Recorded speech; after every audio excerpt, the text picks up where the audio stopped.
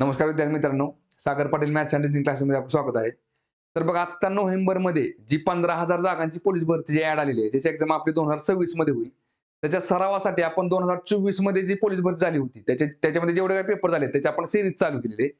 तर बघा त्याच्यामधला आज आपण चंद्रपूर जिल्ह्याचा जो पेपर आपला 31 जुलै 2024 मध्ये झाला होता, त्यातले गणित आणि बुद्धिमत्तेचे जे काही 50 प्रश्न आहेत, तेवढे आपण आजच्या लेक्चरमध्ये बघणार आहे. तर बघा त्याच्या आधी आपलं जे ऍप्लिकेशन आहे, Sagar Patil maths and reasoning नावाचं, तर बघा तुम्हाला प्ले स्टोर वरती ऍप्लिकेशन मिळून जाईल. तर त्याच्यावरती बघा पोलीस भरतीसाठी सेपरेट बॅच अवेलेबल आहे. बॅचची फी फक्त आपली 499 रुपये आणि कालावधी आपला 1 वर्षांचा असेल. सेम याचप्रमाणे एमपीएससी साठी पण सेपरेट बॅच अवेलेबल आहे. त्याची पण फी आपली 999 रुपये आहे. कंबाईन गट ब व गट क साठी पण बॅच अवेलेबल आहे. त्याची पण फी आपली 999 रुपये आहे. आणि तलाठी भरतीसाठी पण बॅच अवेलेबल आहे. त्याची आपली फी 499 रुपये आहे. तर बघा आता पहिला प्रश्न बघू आपण. बघा लसावी मसावी चॅप्टरवरचा क्वेश्चन आहे. काय दिले बघा याच्यामध्ये. एका संख्येला 3 ने 5 ने किंवा 7 ने भागले तर प्रत्येक वेळी 2 उरते तर अशी लहानात लहान संख्या कोणती? तर आता सुरुवातीला काय करावं लागेल आपल्याला बघा. 3, 5 आणि 7 ने लहानात लहान भागणारी संख्या म्हणजे कुठली तर लसावी काढावं लागेल. लसावी म्हणजेच काय निघेल बघा 3, 5 आणि 7. बघा आता हे तिन्ही संख्या कशा आहेत बघा मूळ संख्या आहेत. बरोबर आहे का? मग ह्यांचा जर कॉमन अवयव निघाला तर कॉमन कुठला निघेल? एकच निघेल. मग सगळ्यांना अवयव भाग जाणारा संख्या कुठला असेल? 1 असेल.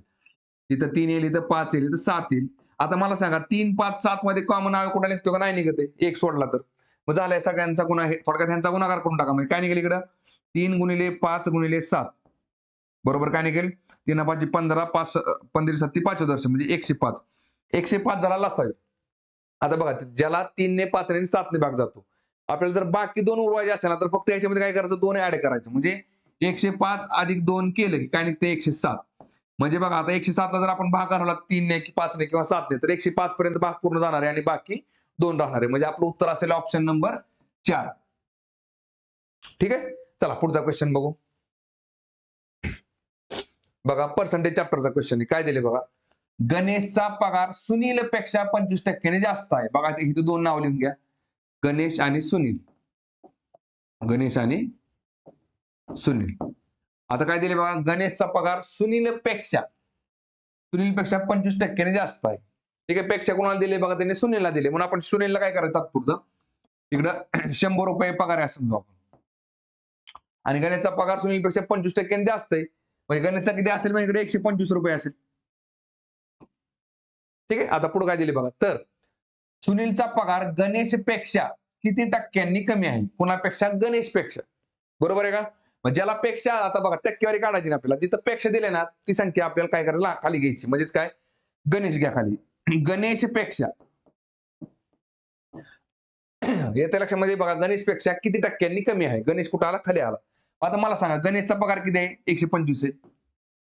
ठीक आहे. आणि सुनीलचा पगार गणेशपेक्षा किती रुपयाने कमी आहे? तर 25 रुपयाने कमी आहे. बरोबर आहे का? मग इथं 25 करा. ठीक आहे. आणि ह्याची टक्केवारी काढा. म्हणजे 25 हे 125 च्या किती टक्के आहे? ठीक आहे बघा काय निघेल माझ्याकडे 25 1 25 25 5 600 परत 5 1 5 आणि 5 दुनी 10 म्हणजे 20% कमी आहे. म्हणजे आपलं उत्तर असेल ऑप्शन नंबर 2. येते लक्षात? चला पुढचा क्वेश्चन बघू. बघा आता सरळ व्याज चक्रवाढ व्याजावरती प्रश्न आहे. काय दिले बघा. एका रकमेची 4 वर्षाची रास म्हणजेच काय असते? मुद्दल प्लस व्याज. त्याला आपण रास म्हणतो. रास किती आहे? 1312 रुपये व 6 वर्षांची रास 1568 रुपये आहे. तर व्याजाचा दर किती? आता बघा हा जो प्रश्न आपला तर तो सरळ व्याजावरती चक्रवाढ व्याजावरती प्रश्न असतो. ठीक आहे बघा. बघा आता मग काय दिसते बघा तुम्हाला याच्यामध्ये. तर बघा 4 वर्षाची रास म्हणजेच काय बघा. मुद्दल प्लस 4 वर्षांचं व्याज. परत 6 वर्षांची रास म्हणजेच काय? मुद्दल प्लस 6 वर्षांची रास. म्हणजे बघा सरळ व्याजामध्ये कसं असतं दरवर्षी फक्त व्याज वाढत जातं. म्हणजे समजा आता बघा 100 रुपये समजा आता आपण मुद्दल आहे आपली आणि दरवर्षी आपल्याला व्याज किती बाबा तर 10% व्याज दर घेतोय आपण. समजा मग काय होईल पहिल्या वर्षी तुम्हाला 10 रुपये भरावे लागतील, दुसऱ्या वर्षी पण 10 रुपये भरावे लागतील, तिसऱ्या वर्षी पण 10 रुपये भरावे लागतील आणि चौथ्या वर्षी पण 10 रुपये भरावे लागतील. फक्त म्हणताना त्यांनी कसं म्हटलंय बघा तर 4 वर्षांची रास किती दिली बघा हे 100 आणि हे 40 म्हणजे 140 रुपये. आणि पुढे काय दिले बघा 5 आणि 6 इथं पण तुम्हाला 5 आणि 6 वर्ष पण 10,000 रुपये व्याज भरावं लागेल. पण म्हणताना म्हणले कसं त्यांनी 4 वर्षांची रास तुमची 140 आहे आणि 6 वर्षांची रास तुमची 160 रुपये. म्हणजे थोडक्यात काय तर बघा वाढले काय फक्त व्याज वाढले. फक्त मुद्दलीमध्ये आपण व्याज ऍड करत जातो सर ह्याच्यामध्ये. आता इथे कसं आहे बघा लक्षात घ्या. आता इथं समजा आपण बघा आता हे 1568 हे काय बघा तर 6 वर्षांची रास आहे. बरोबर आहे का? 6 वर्षाची रास आहे. तर ह्याच्यामधनं काय निघेल बघा, तर 1312 वजा करा. ही झाली 4 वर्षाची रास. ही जर वजा केली तर काय निघते बघा, ह्याच्यामधनं 8 2 गेलं 6 राहिलं, 6 1 गेलं 5 राहिलं, 5 3 गेलं 2 राहिलं. मग 256 रुपये काय आहे, तर फक्त 2 वर्षांचं व्याज निघतं आपलं. काय निघतं याच्यामध्ये बघा, 2 वर्षाचं व्याज. 2 वर्षाचे व्याज किती आले आपल्या इकडे मग 256 रुपये. ठीक आहे बघा. मग आता 1 वर्षाचं व्याज किती असेल बघा, एका वर्षाचे व्याज किती असेल मग 256 भागिले 2 करा. काय निघते इकडं, बे 1 बे 2 4 आणि 1 5 बे 8 16 म्हणजे 128 रुपये. ठीक आहे. आता आपल्याला काय करावं लागेल बघा, मुद्दल कुठली आहे ती आपल्याला विचारलं काय त्यांनी, तर व्याजाचा दर किती. व्याजाचा दर जर काढायचा असेल तर आपल्याला काय करावं लागेल, मुद्दल बघावं लागेल किती येते. मग आता मला सांगा 128 रुपये जर एका वर्षाला व्याज मिळते, बरोबर आहे का, तर 4 वर्षांची रास किती आहे 1312 रुपये. मग 4 वर्षांचं व्याज किती आहे ते 1312 मधनं कमी करा, किंवा 6 वर्षांचं व्याज जे आहे ते 1568 मधनं कमी करा, तुम्हाला मुद्दल मिळून जाईल. म्हणजे कसं बघा लक्षात घ्या, आता 128 आहे ना, 128 गुणिले जर आपण 4 केलं तर 4 वर्षांचं व्याज कळून जाते आपल्याला. 4 8 32, 4 2 8 आणि 3 11, 4 1 4 आणि 1 5 म्हणजे 512 रुपये व्याज झालं. आता हे 1312 मधून बघा, 1312 मधनं तुम्ही 512 हे काय झालं तुमचं 4 वर्षाचं व्याज. 4 वर्षाचे व्याज वजा केलं आपण, तर कशामधनं, तर रासमधून. की रासमधनं आपण व्याज वजा केलं तर खाली काय राहते, मुद्दल राहते. मग मुद्दल किती आली बघा, इथं आता 2 आता 2 गेले 0, इथं 0 13 8 आणि 5 13 म्हणजे 800 रुपये तुमची मुद्दल झाली. झालं, आता मुद्दल पण कळले आपल्याला, व्याज पण किती मिळते बघा एका वर्षाचं 128 रुपये, बरोबर आहे का. हे झालं व्याज, इथं झाली मुद्दल. मग आपल्याला व्याजाचा दर विचारलाय, मग सरळ व्याजाचा फॉर्म्युला काय असतो बघा. बघा मुद्दल, बघा मुद्दल गुणिले मुदत गुणिले दर छेद 100, बरोबर काय असतं बघा, तर सरळ व्याज असते. मग इथं आपल्याला मुद्दल किती आपली, तर बाबा 800 रुपये. ठीक आहे बघा, मुदत किती आपली, तर एका वर्षाची पकडू आपण, कारण एका वर्षाचं व्याज माहिती आहे आपल्याला 128 रुपये. दर किती आपला, दर माहित नाही, x% इज इक्वल टू सरळ व्याज किती आपलं, तर 128 रुपये. डायरेक्ट तुम्ही लक्षात घ्या, 128 हे 800च्या किती टक्के आहे असं केलं तरी चालतं, लक्षात घ्या. ठीक आहे बघा. पण आपलं स्टेप बाय स्टेप. मग इथे काय होईल बघा, x जागेला ठेवा आणि हे जेवढा अंशाला आहे ते बरोबरच्या पलीकडे टाका. काय होईल, 128 छेद 100 होईल, आणि जे छेदाला आहे ते कुठं जाईल, अंशाला जाईल. बरोबर आहे का, सॉरी 128 छेद 800 गुणिले किती आले इकडे 100, किती निघते बघा इकडे आता. चला बघा, ह्या 2 शून्याला हे 2 शून्य गेले, 8 एके 8, इथं आले 8 एके 8 आणि 4 12, 8 सख्ख 48, मग 16% व्याजदर येते बघा. किती, 16%, म्हणजेच ऑप्शन नंबर 4 येते. ठीक आहे. चला पुढचा क्वेश्चन बघू आता.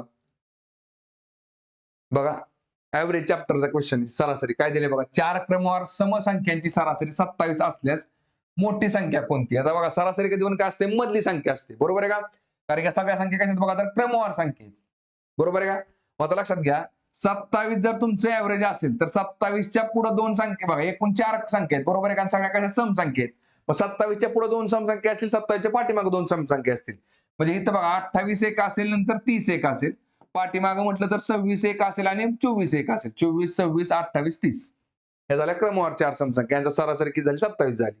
बरं, विचारले काय, तर मोठी संख्या कोणती, मोठी कुठली असेल, मग 30 असेल, ऑप्शन नंबर 2. ठीक आहे. चला पुढचा क्वेश्चन बघू.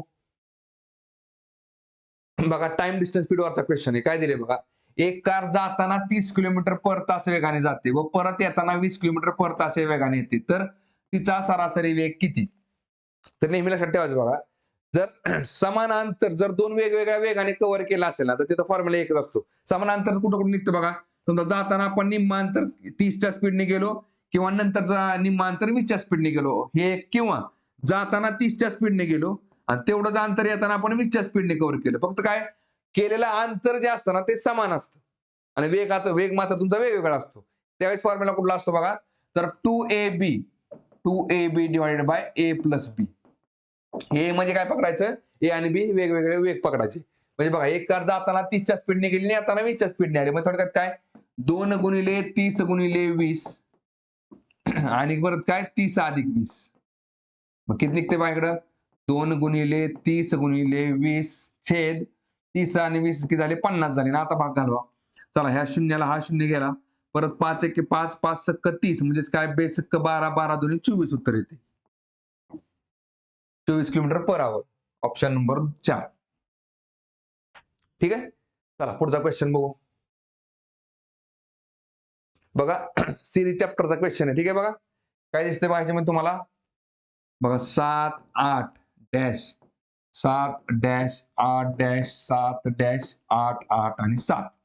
ठीक आहे बघा. चला एकूण आता बघा एकूण किती संख्या आहेत मोजून घ्या. 1 2 3 4 5 6 7 8 9 10 11 12 आहेत. 12 आहेत बरोबर आहे का? 12चे अवयव कुठले कुठले निघतात? 3 चोक 12 किंवा 12 एके 12. पण ह्याचा काही संबंध येत नाही. म्हणजे आपल्याला काय करायचंय? कप्पे पाडायचे बरोबर आहे का? म्हणजे सायकल जी आहे ती 3ची आहे का नेमकी 4ची आहे कळून जाते आपल्याला. बघा लक्षात घ्या. इथं जर बघा 3ची लहान होते आपण 4ची मोठ्यापासून सुरुवात करू बघा. 1 2 3 4 बघा 1 2 3 4 आणि 1 2 3 4. ठीक आहे. काय निघते बघा ह्याच्यामध्ये? 7 8 8 7 बघा 7 8 8 7 परत 7 8 8 7. आलं लक्षामध्ये म्हणजे सर कसे बघा कंटिन्युटी 7 8 8 7 असं दिसतंय सगळीकडे बरोबर आहे का? काय निघेल बघा? आपला ऑप्शन काय असेल? 8 7 8 7 बघा 8 7 8 7 म्हणजेच ऑप्शन नंबर 4.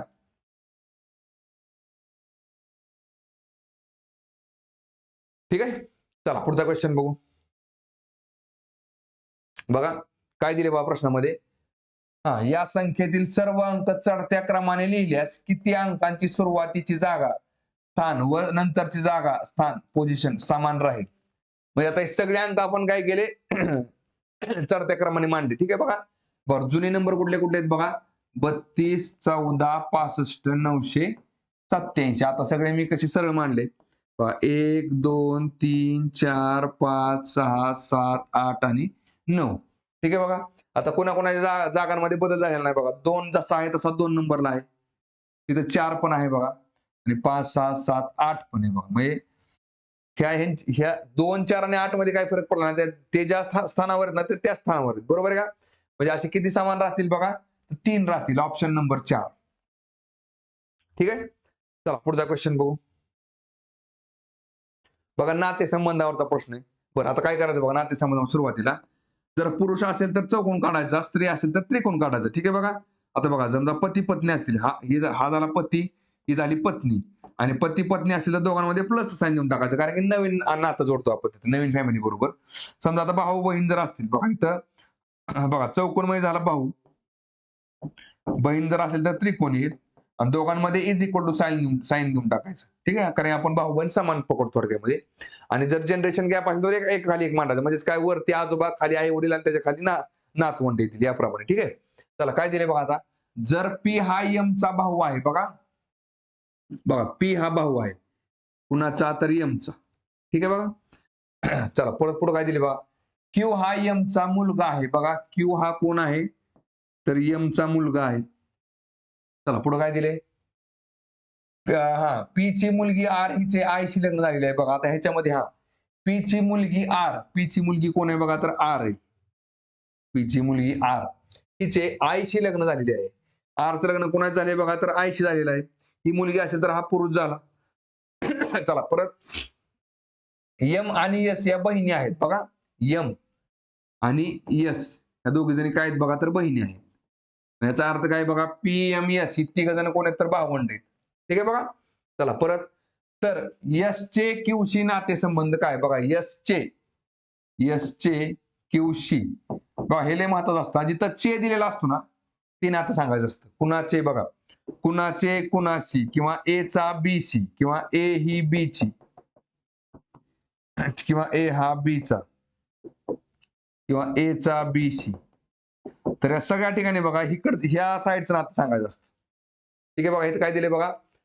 एस चे क्यू शी म्हणजे चे आणि शी आले त्यांनी मग चेचं नातं सांगायचं. चे कोण आहे त्यामुळे त्याचं जेंडर माहित असणं गरजेचं आहे. बघा शी पासून चे कडे चला बघा. आई बघा क्यू ची झाली एम आई, आईची बहीण म्हणजे मावशी. म्हणजे कोण असेल बघा तर मावशी असेल. Option number 4. ठीक आहे. चला पुढचा क्वेश्चन बघू. बघा कॅलेंडर चॅप्टरचा क्वेश्चन आहे. काय दिले बघा? जर एका वर्षातील 25 डिसेंबरला रविवार आहे तर त्या महिन्यात किती शनिवार असतील? तर लक्षात घ्या जर आपला महिना जर समजा 28 दिवसाचा असेल तर प्रत्येक वार हा आपला 4 वेळा येतो. ठीक आहे बघा, कारण की 4 आठवडे पूर्ण होतात. एक आठवडा 7 दिवसाचा म्हणजे 7 चोक 28 बरोबर आहे का? बघा फरक कुठं पडतो? जर महिना आपला 29चा असेल, 30चा असेल किंवा 31चा असेल, तर ह्या तारखेचे जे वार असतात लक्षात घ्या. 29, 30 आणि 31 चे हे जे वार असतात ना, तर ते 5 वेळा येतात महिन्यामध्ये. आता मला सांगा 25 डिसेंबरला काय दिले आपल्याला? त्यांनी रविवार दिले, बरोबर आहे का? 25 तारखेला जर समजा आता इथं रविवार असेल, मध्ये तारखा कुठल्या 26 गेली, 27 गेली आणि 28 गेली. ठीक आहे बघा. बघा रविवार असेल, इथं सोमवार, मंगळवार, बुधवार आणि इथं काय असेल? गुरुवार असेल. इथं गुरुवार, इथं शुक्रवार आणि इथं शनिवार असेल. ठीक आहे बघा. तर काय म्हटलंय, तर त्या महिन्यात किती शनिवार असतील? आपल्याला काय माहितीये? 29, 30 आणि 31 तारखेचा जो वार असतो ना, तर तो 3 वेळा, किती वेळा येतो? 5 वेळा येतो महिन्यामध्ये. महिना कुठला? डिसेंबर आहे आणि तो 31 दिवसाचा असतो, बरोबर आहे का? मग इथं 29, 30 आणि 31 तारखेचे जे वार असतात डिसेंबर महिन्यामध्ये, ते त्या महिन्यामध्ये 5 वेळा येतात. मग जर 25 तारखेला रविवार असेल, तर बघा इथं 26 ला सोमवार, 27 ला मंगळवार, इथं बुधवार, परत गुरुवार, शुक्रवार आणि शनिवार. हे मात्र काय येतात बघा, वार 5 वेळा येतात. कुठले? हे 3 वार. 29 आणि 30 तारखेचे. आपल्याला विचारलं शनिवार किती शनिवार किती येतील? तर बाबा शनिवार किती येतील? तर 5 येतील. म्हणजे आपलं उत्तर असेल ऑप्शन नंबर 2. ठीक आहे. चला पुढचा क्वेश्चन बघू. बघा कॅलेंडर चॅप्टर, सॉरी क्लॉक चॅप्टरवरचा क्वेश्चन आहे. काय दिले बघा, घड्याळामध्ये 4:20 मोठा तास आणि छोटा मिनिट काटा यामध्ये किती अंशाचा कोन असेल? आपला अँगल काढायचा आहे, बरोबर आहे का? म्हणजे बघा आता इथं 3 आणि इथं 4 तास काढला तुमचा कुठं असेल बघा इथं 4 आणि 5च्या 4चा थोडासा पुढे असेल, बरोबर आहे का? आणि 20 मिनिटं म्हणल्यानंतर मिनिट काटा कुठं असेल तुमचा? बरोबर 4 वरती असेल. कारण की ज्यावेळेस 4 वाजले ना त्यावेळेस तास काटा तुमचा 4 वर होता. पण तो 20 मिनिटं होईपर्यंत काय 4 वर थांबणार नाही, तो थोडासा पुढे सरकेल. आणि हा मधला अँगल तुम्हाला विचारलाय, हा किंवा बघा अँगल कधी पण लक्षात ठेवायचा, अँगल 2 निघतात. ठीक आहे बघा. जर 180च्या पेक्षा लहान अँगल विचारला असेल तर तो आतला विचारायला असतो. 180 पेक्षा मोठा असेल तर तो बाहेरचा विचारायला असतो. ठीक आहे बघा. आता इथे फॉर्म्युला कुठला असतो बघा, लक्षात घ्या आपला. तर बघा 11/2m मायनस 30h, किंवा उलट करायचं 30h मायनस 11/2. ठीक आहे बघा. बरं आन्सर प्लस मध्ये आलं, मायनस मध्ये आलं तरी पण ते प्लस मध्येच पकडायचं. ठीक आहे. चला काय निघते बघा ह्याच्यामध्ये. टायमिंग किती आपलं? 4:20. बघा 11/2 एम म्हणजेच काय झाले? मिनिट. इथं 20 लिहा, वजा 30h, एच म्हणजेच काय? आवर. इथं किती आलं बघा? 4 तास. ठीक आहे चला. आता किती निघते बघा इकडं? बेक बे बेक बे चला 11 आणि 10 किती आले? 110 वजा 4 त्रिक 12 म्हणजे झाले 120. मग 110 मधनं 120 गेलं तर -10 उत्तर येते. पण ते -10 न पकडता डायरेक्ट आपण काय करायचं? +10 पकडायचं. ठीक आहे बघा. म्हणजे आपलं उत्तर काय निघेल? 10 अँगल. ऑप्शन नंबर पहिला. ठीक आहे. चला पुढचा क्वेश्चन बघू. चला सिम्प्लिफिकेशनचा क्वेश्चन आहे. काय दिले बघा. एक खुर्ची व टेबल यांच्या किमतीचे गुणोत्तर 5:7 आहे.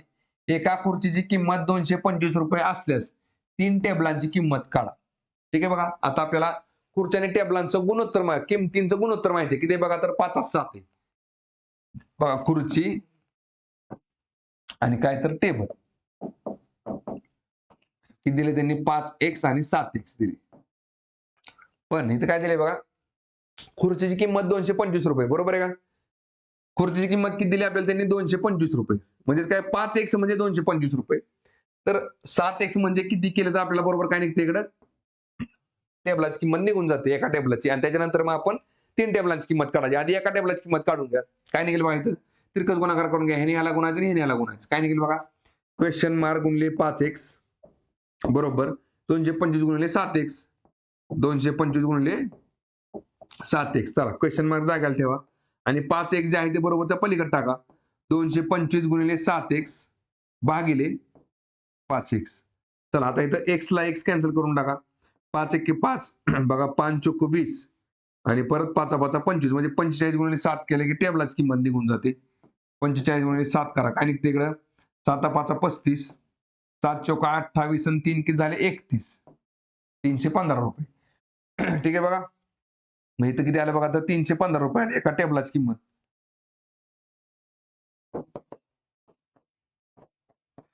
आणि विचारलंय काय आपल्याला, तर 3 टेबलांची किंमत किती? मग 315 ला 3 ने गुणा. 315 गुणिले 3 किती निघतंय 3 पाची 15 3 एक 3 आणि 1 4 आणि 3 त्रिक 9 म्हणजे 945 रुपये म्हणजे ऑप्शन नंबर पहिला.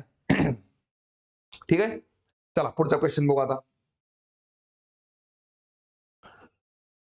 बघा टाइम अँड वर्क वरचा क्वेश्चन आहे. काय दिले बघा याच्यामध्ये. जर 16 कामगारांना 100 साड्या विणायला 21 दिवस लागतात तर 200 साड्या 12 दिवसात विणायला किती कामगार लागतील.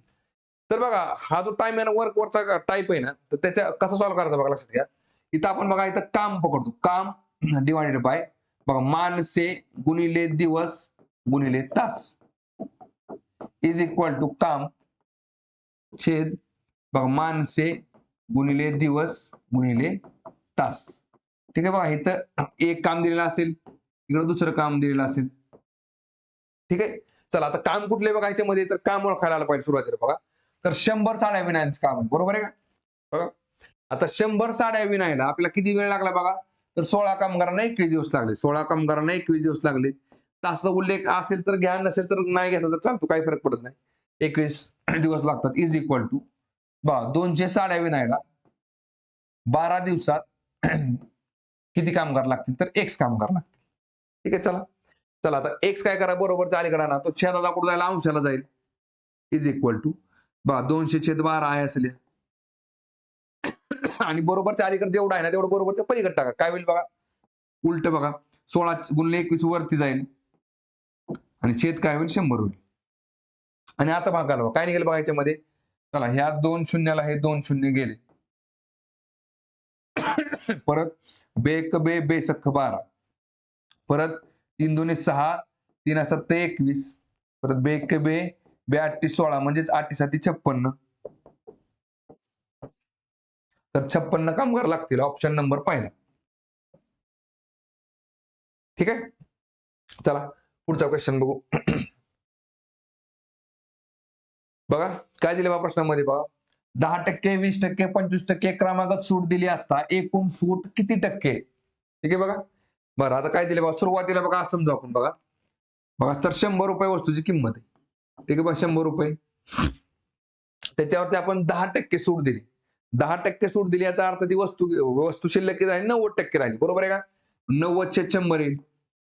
आता इथं जी काय अमाऊंट राहिली शिल्लक त्याच्या परत 20% सूट दिली म्हणजेच काय अमाऊंट किती शिल्लक राहिली बघा 80% म्हणजे 80/100 आणि आता इथं जी काय अमाऊंट असेल ना परत त्याच्यावरती 25% सूट दिली म्हणजेच ह्या अमाऊंटच्या 75% रक्कम राहिली म्हणजे 75/100 आणि आता भाग झाला. काय निघेल बघा बघा सुरुवातीला आपण काय पकडले 100 पकडले लक्षात ठेवा. ठीक आहे बघा. चला काय निघतं इथं. चला ह्या 2 शून्याला बघा हे 2 शून्य गेले. ठीक आहे बघा परत ह्या 100ला हा 100 कॅन्सल करून टाकला. चला आता काय निघते बघा 25 त्रिक 75 25 चोक 100 परत 4 1 4 आणि 4 2 8 म्हणजे काय तेव्हा 9 2 18 18 त्रिक 54.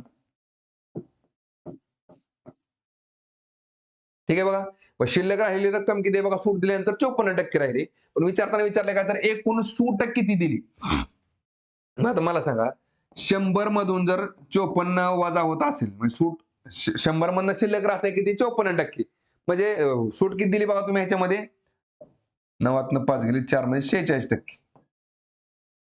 येते लक्षामध्ये म्हणजे आपलं उत्तर असेल ऑप्शन नंबर 4. बघा 46 वजा केल्यानंतर 54% रक्कम शिल्लक राहिली. त्यामुळे सूट किती आहे बघा तर 46% 54% करायचं नाही. ठीक आहे. चला पुढचा क्वेश्चन बघू. बघा टाइम डिस्टन्स स्पीड वर सॉरी ट्रेन चॅप्टर वरचा क्वेश्चन आहे. काय दिले बघा याच्यामध्ये एक ट्रेन एका खांबाला 15 सेकंदात व 100 मीटर प्लॅटफॉर्मला 25 सेकंदात ओलांडते तर त्या ट्रेनची लांबी किती. ठीक आहे बघा. आता कधी पण नेहमी लक्षात ठेवायचं बघा ज्यावेळेस एखादी रेल्वे एखाद्या माणसाला झाडाला किंवा खांबाला जर पार करत असेल तर ती स्वतःची लांबी पार करत असते. बघा लक्षात घ्या समजा आता इथं बघा एक रेल्वे आणि तिथं काय बघा समोर आता एक काय आहे हे खांब आहे समजा आपण किंवा झाड आहे समजा झाडाला ज्यावेळेस ती पार करते त्यावेळेस तिचं बघा शेवटचा डब्बाचा जे टोक आहे ना ते इथून एकदा ह्याच्या बाहेर गेलं झाडाच्या की तिने त्या झाडाला पार केलं असतं बरोबर आहे का. पण ज्यावेळेस बघा आता तिला आता समोर बघा इथं समजा प्लॅटफॉर्म आहे हा प्लॅटफॉर्म तिला पार करायचा आहे. प्लॅटफॉर्म का पार करताना कसं असतं बघा आता असं बघा समजा आपण इथं समजू की एक माणूस पण काय करतोय बघा दोघांचा पण स्पीड सारखाच आहे. आपण असं समजू की दोघांचा पण स्पीड सारखाच आहे आणि दोघांना पण प्लॅटफॉर्मला पार करायचे. तर कसं असतं बघा लक्षात घ्या. आता ह्याचं जे बघा इथला समजा तो हा जो चालक आहे काय रेल्वे चालवणारा, आज समजा आपण तो इथं बसलाय. ठीक आहे बघा आता पहा. मग ज्यावेळेस बघा लक्षात घ्या, ज्यावेळेस त्याला प्लॅटफॉर्मला पार करायचं असतं, त्यावेळेस बघा हा चालक जो असतो ना, थोडासा पुढे गेला क्रॉस करून ह्या स्टेशनला, की त्याने त्याने काय केलेलं असतं, या स्टेशनला पार केलेलं असतं, रेल्वे स्टेशनला किंवा प्लॅटफॉर्मला. पण रेल्वेला पार करताना रेल्वेला तिचा शेवटचा डब्बा जोपर्यंत ह्याच्या पुढे जात नाही, तोपर्यंत त्या प्लॅटफॉर्मला पार करत नाही. त्यामुळे कसं असतं, प्लॅटफॉर्मला पार करताना रेल्वेला त्या प्लॅटफॉर्मची लांबी प्लस स्वतःची लांबी पण पार करावी लागते. लक्षात घ्या. मग कसं असतं, ज्यावेळेस रेल्वे बघा आता लक्षात घ्या, इथं काय दिलंय, खांब दिलाय, बरोबर आहे का? मग ज्यावेळेस रेल्वे एका खांबाला पार करते ना, तर ती स्वतःची लांबी पार करते. मग स्वतःची लांबी पार करायला तिला 15 सेकंद वेळ लागला, बरोबर आहे का? इथं किती वेळ लागला तिला? 15 सेकंद. आणि पुढे जो काय प्लॅटफॉर्म आहे, या प्लॅटफॉर्मची लांबी किती आहे बघा. तर ह्या प्लॅटफॉर्मची लांबी पार करायला तिला किती वेळ लागला बघा. तर 15 सेकंद प्लस 10 सेकंद. इथे किती येईल? 10 सेकंद. 10 सेकंद का वाढले? कारण की प्लॅटफॉर्मची लांबी वाढली. म्हणून 25 सेकंद लागतात. पण त्यातले 25 सेकंद म्हणजेच काय? 15 सेकंद स्वतःची लांबी पार करायला आणि वरलेले 10 सेकंद प्लॅटफॉर्मची लांबी पार करायला. किती वेळ आहे बघा याच्यामध्ये मला. बरं आता लक्षात घ्या. इथे काय दिलंय? प्लॅटफॉर्मची लांबी किती आहे बघा. तर 100 मीटर आहे. मग आता मला सांगा, 100 मीटर पार करायला जर 10 सेकंद वेळ लागत असेल, तर 15 सेकंदामध्ये किती जाईल? ती 150 मीटर. रेल्वेची लांबी किती आहे? तर 150 मीटर. विचारले का तर त्या ट्रेनची लांबी किती? तर 150 मीटर. Option number 3. ठीक आहे. चला पुढचा क्वेश्चन बघू. बघा रेशिओ अँड प्रपोर्शन वरचा क्वेश्चन आहे. काय दिले बघा. 6800 नफा ए, बी, सी यांना 5 4 8 प्रमाणात वाटल्यास बी ला ए पेक्षा किती रुपये कमी मिळाले? ठीक आहे बघा. बरं आता इथे जर बघितलं आपण ए, बी आणि सी यांना गुणोत्तरामध्ये जर बघितलं आपण तर किती रक्कम मिळाली बघा. तर 5x, 4x आणि किती 8x. बरोबर आहे का? मग आता मला सांगा गुणोत्तरामध्ये मिळालेली जी बेरीज आहे त्यांची, तर ती एकूण बेरीज किती असेल बघा. तर 8 आणि 4 12, 12 आणि 5 बरोबर आहे का बघा. 5x अधिक 4x अधिक 8x म्हणजे बरोबर किती झाले? 8 आणि 4 12 आणि 5 17. 17x म्हणजे किती आहे बघा. तर 6800 रुपये. ठीक आहे. आणि आपल्याला विचारले काय तर बी आणि ए मधला फरक विचारलाय. बघा बी ला किती मिळाले? 4 आणि ए ला मिळाले 5. दोघांमधला गॅप किती आहे? 1x चा. म्हणजे इथं आपण बरोबर x ची व्हॅल्यू काढली की तो काय असेल बघा. तर बी ला ए पेक्षा किती रुपये कमी मिळाले ते कळून जाईल आपल्याला. x ची व्हॅल्यू कळून जाईल. काय निघेल बघा. मग x इज इक्वल टू 17 जे आहे ते बरोबरच्या पलीकडे घालवा. इथे किती येते बघा. 6800 भागिले 17. म्हणजे काय निघेल? 17 1 17 17 चौक 68. किती येते बघा. 400 रुपये येते x ची व्हॅल्यू. दोघांमधला फरक किती येतं? 400 रुपये. म्हणजे ऑप्शन नंबर 3 येते. आणि जर कुणाला किती रक्कम विचारली असेल तर काय करायचं मग? डायरेक्ट 400 ने ह्याला गुणा. 4 5 20 त्याला झाले 2000. 4 चौक 16 झाले 1600 आणि 4 8 32 म्हणजे झाले 3200. तिघांची बेरीज केली तर काय निघणार आहे बघा. 6800 निघेल. ठीक आहे. चला पुढचा क्वेश्चन बघू आता. बघा अॅनालॉजीवरचा प्रश्न आहे. काय दिले बघा. तर बघा इथं ह्या दोघांचा जो सहसंबंध असतो ना, तो सहसंबंध आपल्याला ह्या दोघांना दाखवायचा असतो. ठीक आहे बघा. चला इथे काय केले बघा. टेकला काय केले बघा. उलट लिहिले TAKE बघा. इथं पण काय निघेल बघा. मग LAOG चं उलट होईल GOAL म्हणजेच गोल. म्हणजे ऑप्शन काय असेल बघा. Option number 2. ठीक आहे. चला पुढचा क्वेश्चन बघू. बघा मिसिंग कॅरेक्टरवरचा क्वेश्चन काय दिले बघा याच्यामध्ये तुम्हाला. बघा 5 चा घन किती दिसतोय बघा. 5 चा घन असतो 125. सॉरी 5 चा वर्ग किती झाला? 25. 2 चा वर्ग झाला 4 आणि 3 चा वर्ग झाला 9. या तिघांची बेरीज करा. बघा 25 आणि 9 झाले 34. 34 आणि 4 बरोबर 38 येते. ठीक आहे बघा. चला 7 चा वर्ग झाला 49. 1 चा वर्ग झाला 1च आणि 3 चा वर्ग झाला 9 म्हणजेच काय ते बघा. 49 आणि 50 50 आणि 9 59 येते. आता इथं 6 चा वर्ग झाला 36. 4 चा वर्ग झाला 16 आणि 2 चा वर्ग झाला 4 म्हणजे काय निघते बघा. 36 36 आणि 4 40. 40 आणि 16 किती येते? 56 म्हणजेच ऑप्शन नंबर 4 येते. ठीक आहे. चला पुढचा क्वेश्चन बघू.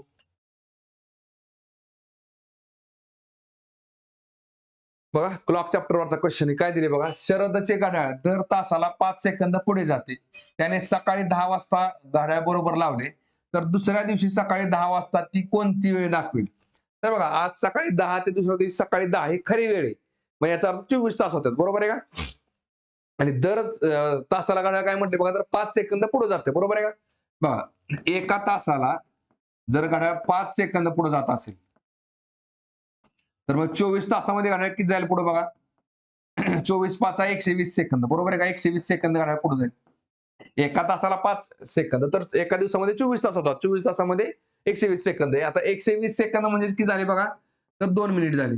बरोबर आहे का? कारण 60 मिनिटाचा 1 सेकंद असतो. 120 सेकंद म्हणजे 60 मिनिटं झाले. मग विचारले का? हां.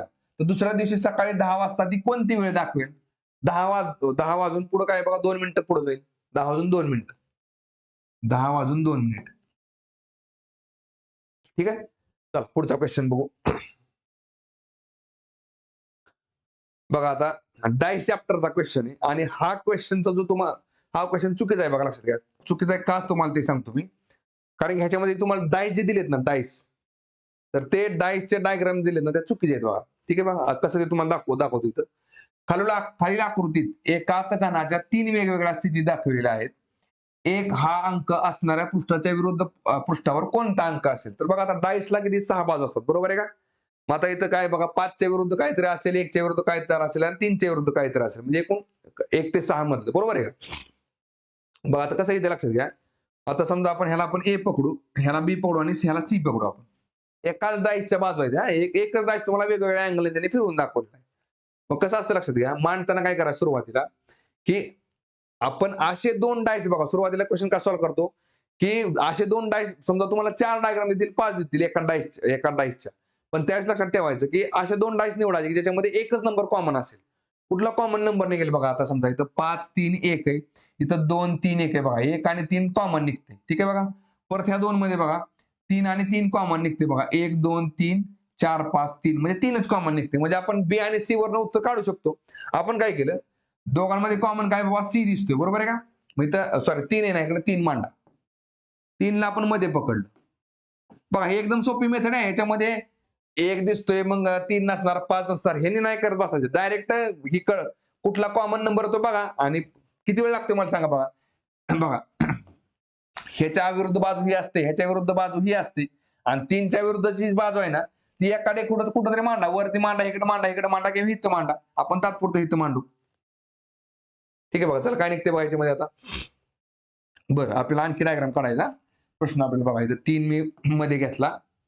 1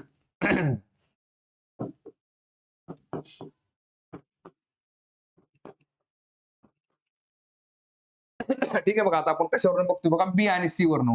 बी आणि सी मधून 3 मध्ये घेतला आपण. ठीक आहे बघा. आता बघा, 3च्या डाव्या साईडला 2 आहे. 3च्या डाव्या साईडला 2 मांडा आणि 3च्या डोक्यावरती 1 आहे, तो 1 मांडा वर. ठीक आहे बघा. चला आता परत बघा. इथे काय दिसतंय बघा तुम्हाला, आता 4 आणि 5 नंबर आहेत. बरोबर आहे. मांडताना कसे मांडायचे? क्लॉकवाईज, म्हणजे घड्याळ ज्या दिशेने फिरतं त्या दिशेने. म्हणजे आधी 4 येईल, नंतर 5 येईल शेजारी 3च्या. बरोबर आहे का? मग बघा, आधी इथं बघा, हे घड्याळ ह्याने पळायला लागलं. इथं काय निघेल बघा, आधी 4 निघेल, नंतर 5 निघेल. आलं लक्षामध्ये बघा, आधी 4 आला, नंतर 5 आला. आधी 4 नंतर 5. म्हणजे बघा 1, 2, 3, 4, 5 राहिला, पण 6 इथं लिहून टाका. म्हणजेच काय, 2च्या विरुद्ध 4, 1च्या विरुद्ध 5, 3च्या विरुद्ध 6. बी आणि सी वर आपल्याला 1च्या विरुद्ध विचारले 5, आपण 5 केले. बरोबर आहे का? पण 5 उत्तर नाही, म्हणायचं 4 उत्तर दिले. कसं लक्षात घ्या. आता आपण बी आणि सी वरनं काढलं. बरोबर आहे का? बघा आता ए आणि बी वरून जर मी काढलं उत्तर, काय निघेल बघा. ए आणि बी मध्ये कॉमन काय निघते बघा, 1 निघतोय. 1 किंवा 3 निघतो. बरोबर आहे का? इथं चला 1 घेतला आपण. कारण 3 आता ऑलरेडी घेतला आपण. इथं 1 घेऊ आपण. ठीक आहे बघा. आता मला सांगा, 1च्या डोक्यावरती 3 आहे, तर 3 मांडा. 1च्या डाव्या साईडला 5 आहे, तो 5 इथं मांडा. ठीक आहे बघा. आता नंतर काय बघा, 3 आणि 2 आहेत. बरोबर आहे का? क्लॉकवाईज मध्ये आधी 3 येईल आणि 3च्या पुढे 2 येईल. बरोबर आहे का? कारण 1 तर आपण मध्ये घेतला. 3च्या पुढे 2 मांडा, इथं 2 मांडा. ठीक आहे बघा. तर आता मला सांगा, पहिली गोष्ट आपण 1च्या विरुद्ध काय ते सांगू शकत नाही. पण आपलं जे बघा पहिल्यांदा जे उत्तर आलं तिथं बघा 1च्या विरुद्ध 5 आलाय. इथं 5 कोणाच्या विरुद्ध आलाय बघा 2च्या विरुद्ध आलाय. बरोबर आहे का? कशावरनं? ए आणि बी वरून. आपण ए आणि बी डायग्राम घेतली. बरोबर आहे का? आपण काय करू चला ए आणि बी घेतली ना आता आपण त्याच डायग्राम मध्ये आपण 3 कॉमन आलाय. बरोबर आहे का? 2दा आलाय 3. 3 घेऊ मध्ये आपण. 3 समजा मी मध्ये घेतला. 3 मध्ये घेतला तर उत्तर काय निघते बघा. चला 3च्या उजव्या साईडला 1 आला आणि 3च्या खाली कोणाला 5 आला. ठीक आहे बघा. चला परत. आता 3 कॉमन आहे ना, तर 2 आणि 1 क्लॉकवाईज मध्ये घ्यायचे. म्हणजे घड्याळ ज्या दिशेने फिरतं ना त्या दिशेने. आधी 2 येतं नंतर 1 येतं. मग इथं पण मांडताना काय करायचं? घड्याळ पळतं ना त्या दिशेने आधी 2 मांडायचं इथं. हां, 1 मिनिट 2 आणि 1 आहे ना हां. ऑलरेडी आपण 1 मांडला इथं. त्याच्यामुळे 2 आपल्याला इथे घ्यावं लागेल. आता इथं काय दिसतंय बघा तुम्हाला? 2च्या विरुद्ध 5 आहे. 2च्या विरुद्ध 5 आहे. कशावरून? ए आणि बी वरून. आता आपण ए बी घेतला, बी सी घेतला. आता ए सी वरून चेक करा. बघा ए सी मध्ये कॉमन काय निघते बघा 1, 3, 5, 4, 5, 3 म्हणजे 5 कॉमन निघते. 5 पण आणि 3 पण. आपण चला 5 घेऊ. 5 मी काय केलं मध्ये मांडला. बघा वरती डोक्यावरती 3 मांडला आणि उजव्या साईडला 1 मांडला. ठीक आहे बघा चला. परत आता क्लॉकवाईज मध्ये घड्याळ ज्या दिशेने फिरतं ना त्या दिशेने मांडा 3 आणि 4. मग ऑलरेडी 3 दिसतंय तुम्हाला बरोबर आहे का? मग 3 नंतर तुम्ही 4 मांडू शकता का? नाही कारण 3च्या पुढे 1 आलेला आहे. बरोबर आहे का? मग ह्याचा अर्थ काय? ही डायग्राम चुकीची आहे बघा. ए आणि सी वरनं तर उत्तर निघत नाही. ही तर मांडणी बी करता येत नाही. आणि बघा इथं समजा आपण काय केलं आता ए आणि सी मध्ये 5 कॉमन घेतलाय ना, तर ए आणि सी मध्ये आपण काय करू? याच्यामध्ये 3 पण कॉमन निघते. 3 मध्ये घेऊ आपण. समजा 3 मध्ये घेतला मी. बघा 3च्या उजव्या साईडला 1 आहे आणि 3च्या खालच्या साईडला 5 आहे. तो 5 इथं मांडला. ठीक आहे बघा. चला परत आता बघा 3 मध्ये घेतला आपण. मग 3 नंतर काय 4 आणि 5 राहिला. मग आधी 4 येईल नंतर 5 येईल. बरोबर आहे का? इथं 5 घेतलाय आपण. 5च्या आधी 4 यायला पाहिजे इथं. याचाच अर्थ काय? तर ही डायग्राम हा क्वेश्चन चुकीचा आहे. म्हणजे इथं बघा आयोगाने उत्तर दिलंय तुमचं 4. पण याचं उत्तर 5 पण येते, 4 पण येते आणि सांगता पण येत नाही. क्वेश्चन चुकीचा आहे. ठीक आहे? त्यामुळे याचं उत्तर हॅश यायला पाहिजे होतं. ठीक आहे? चला पुढचा क्वेश्चन बघू. बघा काय दिले बघा क्वेश्चन मध्ये. 4 मित्र ए, बी, सी आणि डी यांच्यामध्ये विशिष्ट रक्कम अशा पद्धतीने वाटली जाते की ए ला बी पेक्षा 1 ने कमी. बघा कुणापेक्षा? तर बी पेक्षा. इथं ए बी मांडा. बी पेक्षा समजा बी ला आपण x रुपये पकडले तर ए कडे किती आहेत बघा तर बी पेक्षा 1 ने कमी म्हणजे x वजा 1 येईल. ठीक आहे चला परत पुढे काय दिले? सी ला डी पेक्षा 5 ने जास्त. आता ह्याच्यामध्ये ए आणि बी मांडलाय आपण तर सी आणि डी दिलेलं नाही त्यामुळं हे वाक्य आपण आता तात्पुरतं बाजूला ठेवू. पुढचं वाक्य वाचा. डी ला बी पेक्षा 3 ने जास्त. बघा बी ला काय डी पेक्षा बघा बी ला सॉरी डी ला बी पेक्षा 3 ने जास्त. डी ला बी पेक्षा बी कडे किती x आहे ह्याच्यापेक्षा 3 ने जास्त आहे कोण डी. आणि आता वाक्य वाचा. हा आता राहिलेलं वाक्य वाचा. सी ला डी पेक्षा 5 ने जास्त. बघा सी ला डी पेक्षा डी कडे किती आहे x अधिक 3 आहे. बरोबर आहे का? x अधिक 3 आहे. ह्याच्यापेक्षा किती ने जास्त आहे बघा तर 5 ने जास्त. म्हणजे बरोबर किती झालं x अधिक 8 झालं. सी. ठीक आहे? चला आता विचारलं काय बदलले आपल्याला? तर अशा पद्धतीने मिळते. तर सर्वात कमी रक्कम कोणाला मिळाली? सर्वात रक्कम कोणाला कमी मिळाली बघा. बघा B ला x मिळाली, ह्याला x अधिक 8, x अधिक 3. पण A ला मात्र काय बघा x पेक्षा बी कमी आहे. x वजा 1. इथं वजा झाले. सगळीकडे अधिक अधिक आहे. इथे x आहे. ह्याच्या x वजा 1 आहे. म्हणून उत्तर येते ऑप्शन नंबर पहिला A. सगळ्यात कमी रक्कम मिळालेला. ठीक आहे? चला पुढचा क्वेश्चन बघू. बघा सर्च आणि इंडस्ट्री चॅप्टरचा क्वेश्चन आहे. काय दिले बघा याच्यामध्ये 12,500 बरोबर.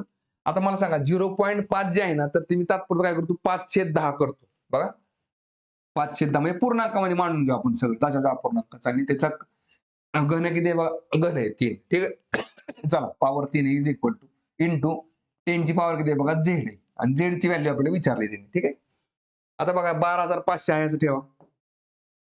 इज इक्वल टू 5 चा घन किती असतो बघा 125 असतो आणि 10 चा घन किती असतो बघा 1000. 10 100 100 10,000 इंटू काय ते बघा 10 पॉवर z. ठीक आहे. चला आता हे 10 पॉवर z तात्पुरतं बाजूला उजव्या हातालाच राहू दे आणि हे जे आहे ते बरोबरच्या अलीकडे आणा काय होईल बघा 12,500 गुणिले हे उलट होईल सगळं 1,000 छेद 125. काय निघेल बा ह्याच्यामध्ये? बा 125 एक 125, 125 एक 125 आणि वरती 2 शून्य देऊन टाका. आता इथे काय निघेल बघा बघा 100 म्हणजेच काय असतो 10चा वर्ग असतो बरोबर आहे का? म्हणजे बघा इथे काय निघेल बघा 10चा बघा 10च्या बघा 1 2 3 4 5 10चा 5वा घात निघेल. कारण की 100 गुणिले 1000 म्हणजेच काय 10चा 5वा घात. किती शून्य आहेत बघा 1 2 3 4 5 म्हणून 5 लिहिला पण इज इक्वल टू 10 ची पॉवर किती झेड आहे. इज इक्वल टूचा अर्थ काय असतो? जी बाजू लेफ्ट साईडला आहे तीच बाजू ती राईट साईडला आहे. बेस सेम आहे 10 10 मग झेड ची व्हॅल्यू किती असेल 5 असेल. Option number 2. ठीक आहे. चला पुढचा क्वेश्चन बघू. बघा प्रॉफिट लॉस चॅप्टरचा क्वेश्चन आहे. काय दिले व्हायच्यामध्ये 30 रुपये डझन या भावाने 30 पेन खरेदी करून नंतर ते सर्व विकले. प्रत्येक पेन 3 रुपयास विकला असेल तर किती टक्के नफा झाला? आता बघा एका वस्तूची खरेदी किंमत आणि एका वस्तूची विक्री किंमत काढा किंवा बघा एका डझनची आपल्याला काय दिली बघा त्यांनी बघा एका डझनची तुम्हाला खरेदी किंमत माहिती मग एका डझनची विक्री किंमत काढा. दोन्हीपैकी एकच कुठलेही करा काही फरक पडत नाही. फक्त कसं असतं बघा खरेदी केलेल्या वस्तू आणि विक्री केलेल्या वस्तू यांची संख्या समान पाहिजे त्यावेळेस आपण नफा किंवा तोटा काढू शकतो. आता बघा काय दिसतं तुम्हाला 30 पेन डझन या भावाने सॉरी 30 रुपये डझन या भावाने 30 पेन खरेदी करून नंतर ते सर्व पेन विकले. प्रत्येक पेन 3 रुपयास विकला असेल. ठीक आहे बघा आता मला सांग खरेदी कशी केली बघा आपण पेन किती खरेदी केली ते बाजूला राहू द्या. एका डझनची किंमत किती आहे बघा एक डझन पेन आपण कितीला घेतले बघा आता 30 रुपयाला घेतले झाली खरेदी. आणि विक्री किती आहे बघा विक्री किती आपण तर प्रत्येक पेन 3 रुपयाचा विकला बरोबर आहे का? म्हणजे एक पेन आपण किती रुपयाला विकला तर 3 रुपयाला विकला. मग एक डझन म्हणजे किती असते बघा तर 12 पेन असतात. मग 12 पेनची विक्री किंमत किती आहे बघा तर 12 पेन झाले आपले 12 ते 36 रुपये. मग आपण मला सांगा 12 पेन खरेदी केले 30 रुपयाला 12 पेन विकले आपण 36 रुपयाला म्हणजे आपल्याला नफा किती झाला तर 6 रुपये नफा झाला. आणि कधी पण नफा आणि तोटा आपण कशावरती काढतो खरेदी किमतीवर काढतो. म्हणजेच काय बघा बघा इथे कसं असतं खरेदी किंमत प्लस नफा बरोबर काय असते तुमची विक्री किंमत असते. म्हणजे इथं काय बघा खरेदी किंमत जर समजा आपली 30 रुपये आहे विक्री किंमत आपली 36 रुपये आहे तर नफा किती झाला आपल्याला तर 6 रुपयाचा तुम्हाला नफा झाला. आणि त्याची टक्केवारी विचारली मग बघा खरेदी किंमत जर आपली 100% असेल तर मग नफा बघा 30 रुपये म्हणजे 100% तर 6 रुपये म्हणजे किती टक्के? म्हणजे काय ना तिरकस गुणाकार करायचं x ने ह्याला गुणायचं आणि 100 ने ह्याला गुणायचं. बघा x गुणिले 30 बघा x गुणिले 30 बरोबर 100 गुणिले 6 100 गुणिले 6 बघा आता एक जागेला ठेवा आणि 30 जो आहे तो बरोबर त्या पलीकडे टाका म्हणजे काय होईल बघा 100 गुणिले 6 छेद 30 तर काय निघेल बघा ह्या शून्याला शून्य गेला 3 1 3 3 दुने 6 म्हणजे 10 दुने 20 रुपये किंवा 20% नफा झाला. बघा ऑप्शन नंबर काय ते बघा 3 आहे. ठीक आहे चला पुढचा क्वेश्चन बघू. बघा संभाव्यता चॅप्टर वरती क्वेश्चन आहे प्रोबॅबिलिटी वरती काय दिले बघा 2 फासे एकाच वेळी टाकले असता त्यांच्या वरच्या पृष्ठभागावर येणाऱ्या अंकांची बेरीज 13 असण्याची संभाव्यता किती? ठीक आहे बघा 2 आपण काय केले डाईस टाकले. ठीक आहे बघा मला सांगा मॅक्झिमम नंबर त्या डाईस वरती किती असतो 1 ते 6 नंबर असतात बरोबर आहे का? म्हणजे ह्याच्यावरती 6 पडला आणि ह्याच्यावरती 6 पडला तरी पण मॅक्झिमम आपण 12 नंबर पर्यंत पोहोचू शकतो. दोन्हींची बेरीज 12 होईल पण 13 होऊ शकत नाही. कारण की मॅक्झिमम नंबर किती आपला 6 असतो 6 आणि 6 12 होऊ शकते. त्याच्यामुळे इथं ते संभाव्यता किती निघेल बघा आता 0 निघेल. 0 ठीक आहे एक पण निघणार नाही. चला पुढचा क्वेश्चन बघू आता. बघा मिक्सचर चॅप्टरचा क्वेश्चन आहे काय दिले बघा 20% ऍसिड असलेल्या 60 लिटर द्रावणात किती लिटर पाणी ओतावे म्हणजे नवीन द्रावणातील ऍसिडचे प्रमाण 12% होईल. ठीक आहे बघा आता इथं आपण ऍसिड आणि काय करू बघा पाणी लिहू ऍसिड आणि दुसरं काय बघा तर पाणी. आता पहिले काय दिलंय 20% ऍसिड असलेल्या 60 लिटर द्रावणात. आता मला सांगा ह्या 60 लिटरला जर आपण 20% काढला तर तो किती निघतो बघा बघा ह्या 2 शून्याला हे 2 शून्य गेले 6 दुनी 12 लिटर आले बरोबर आहे का? म्हणजे सुरुवातीच्या मिश्रणामध्ये 12 लिटर काय तुमचं ऍसिड आहे आणि 60 मधनं 12 गेलं तर राहिले किती 48 लिटर तुमचं पाणी. आता आपल्याला काय करायचंय तर बघा तर पाणी ओतावे म्हणजे नवीन द्रावणातील ऍसिडचे प्रमाण 12% होईल. आता आपल्याला पाणी ओतायचंय. तुमचं ऍसिड जेवढं आहे तेवढंच राहणार आहे. 12 लिटरला 12 लिटरच राहणार आहे. बघा हे 12 लिटरला 12 लिटरच राहणार आहे. फक्त काय होईल बघा, पाणी आपण वाढवणार आहे. पण बघा पाणी वाढवल्यामुळे काय होईल, तुमची एकूण क्वांटिटी वाढेल. त्याच्यामध्ये ह्या 12 लिटरची टक्के बघा पूर्ण मिश्रणामध्ये 12% शिल्लक राहील.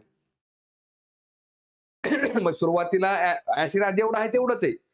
पण बघा प्रमाण वाढवल्यामुळे पाण्याचं काय होते बघा, क्वांटिटी वाढली. त्यामुळे सुरुवातीला जे तुम्हाला 20% पूर्ण प्रमाणात दिसत होतं ना, आता ते झालं किती 12%. आता मला सांगा 12 लिटर म्हणजे जर 12 लिटर असेल, तर मग 100% म्हणजे किती असेल बघा.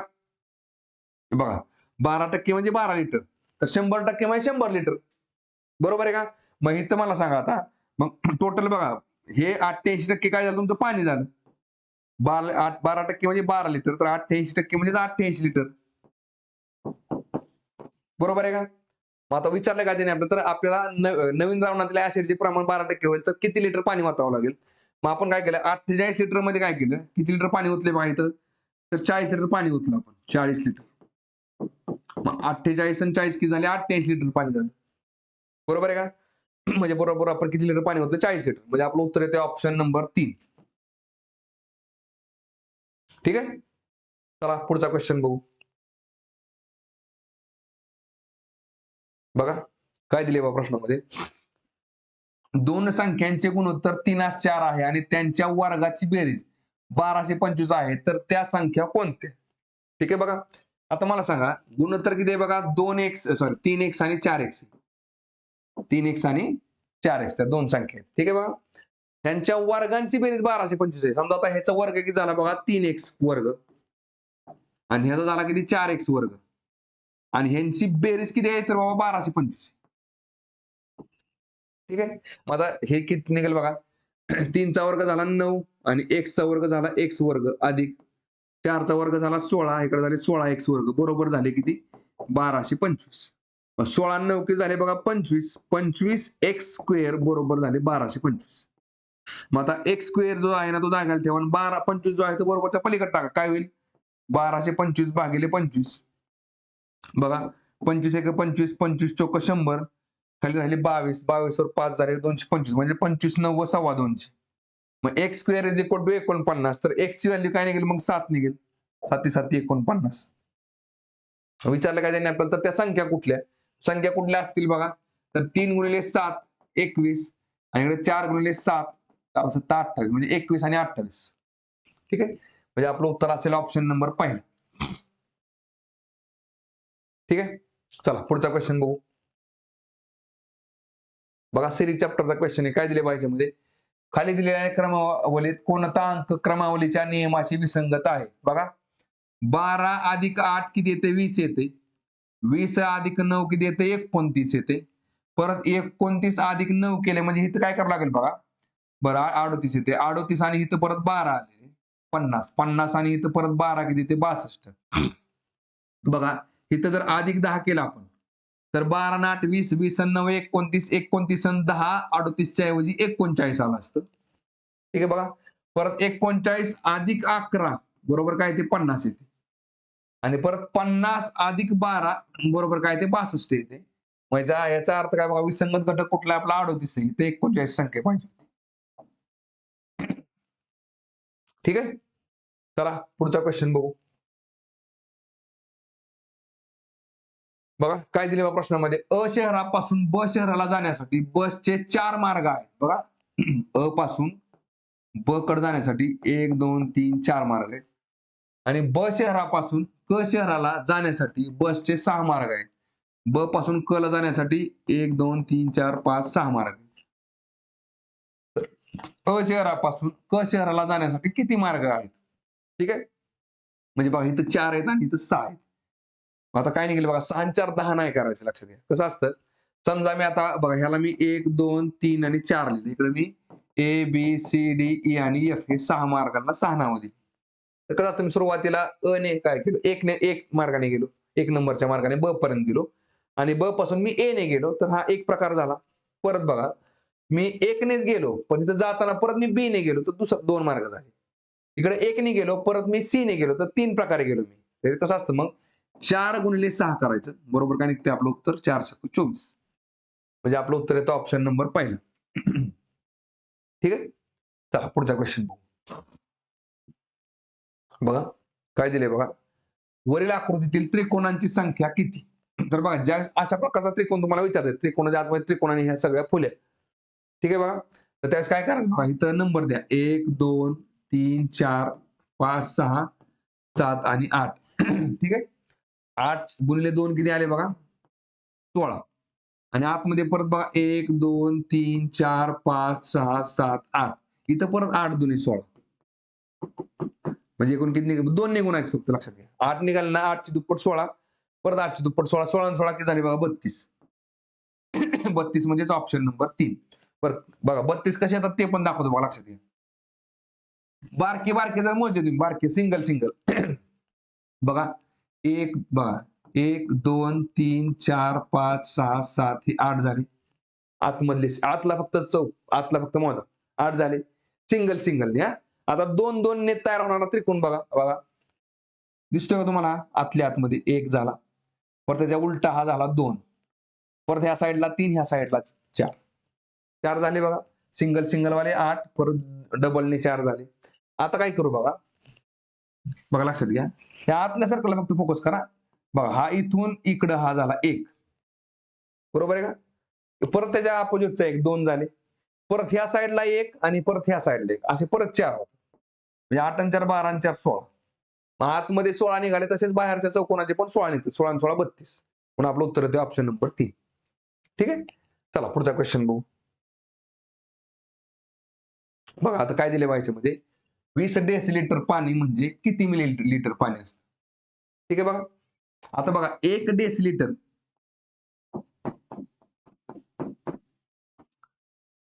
बरोबर किती असते बघा तर 100 मिली असते. मग 20 डेसिलिटरचं किती होईल बघा तर 20 गुणिले 100 बरोबर झालं किती 2000 लिटर. Option number 4. कारण कसं असतं लक्षात घ्या. बघा लक्षात घ्या. लिटर असतो इथं बरोबर आहे का? इथं बघा जसं आपण मीटर लिटर बरोबर आहे का? लिटर किलो बघा किलोग्रॅम किलोमीटर किंवा किलो लिटर याप्रमाणे बघा सगळीकडे तेच असते बघा. इथं काय समजा लिटर आहे ना तर बघा लिटरच्या बघा इथं लिटरचा आणि आपण काय घेतलं डेसिलिटर दिसतं बरोबर आहे आपल्याला. बघा लिटर परत इथं काय असतं बघा लिटरच्या खाली असतो किती डेसिलिटर. डेसिलिटरच्या खाली असतो किती बघा सेंटीलिटर. आणि सेंटीलिटरच्या खाली असतो किती बघा तर मिलीलिटर.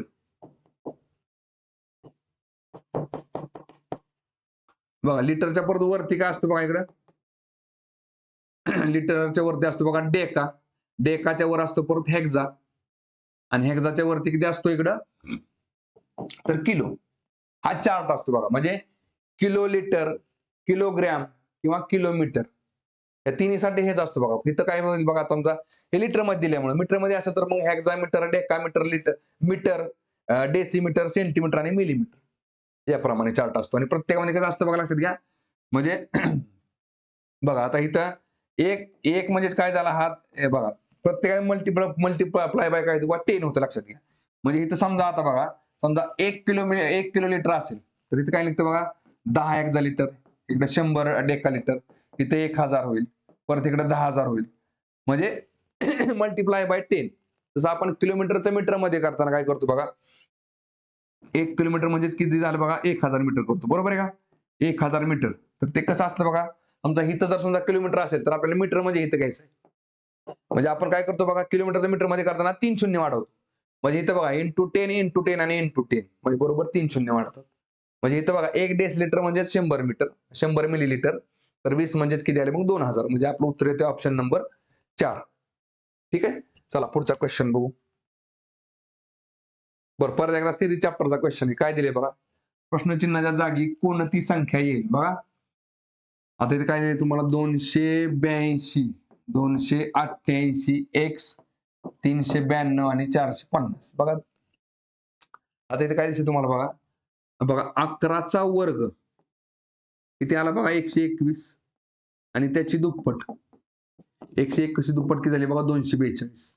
ठीक आहे बघा 12चा वर्ग गुणिले 2. 12चा वर्ग झाला 144. 144 ची दुप्पट झाली बरोबर 288. म्हणजे इथं काय निघेल बघा परत 13चा वर्ग गुणिले 2. 13चा वर्ग झाला 169 आणि त्याची दुप्पट. काय निघेल बघा मग 169 गुणिले 2 करा.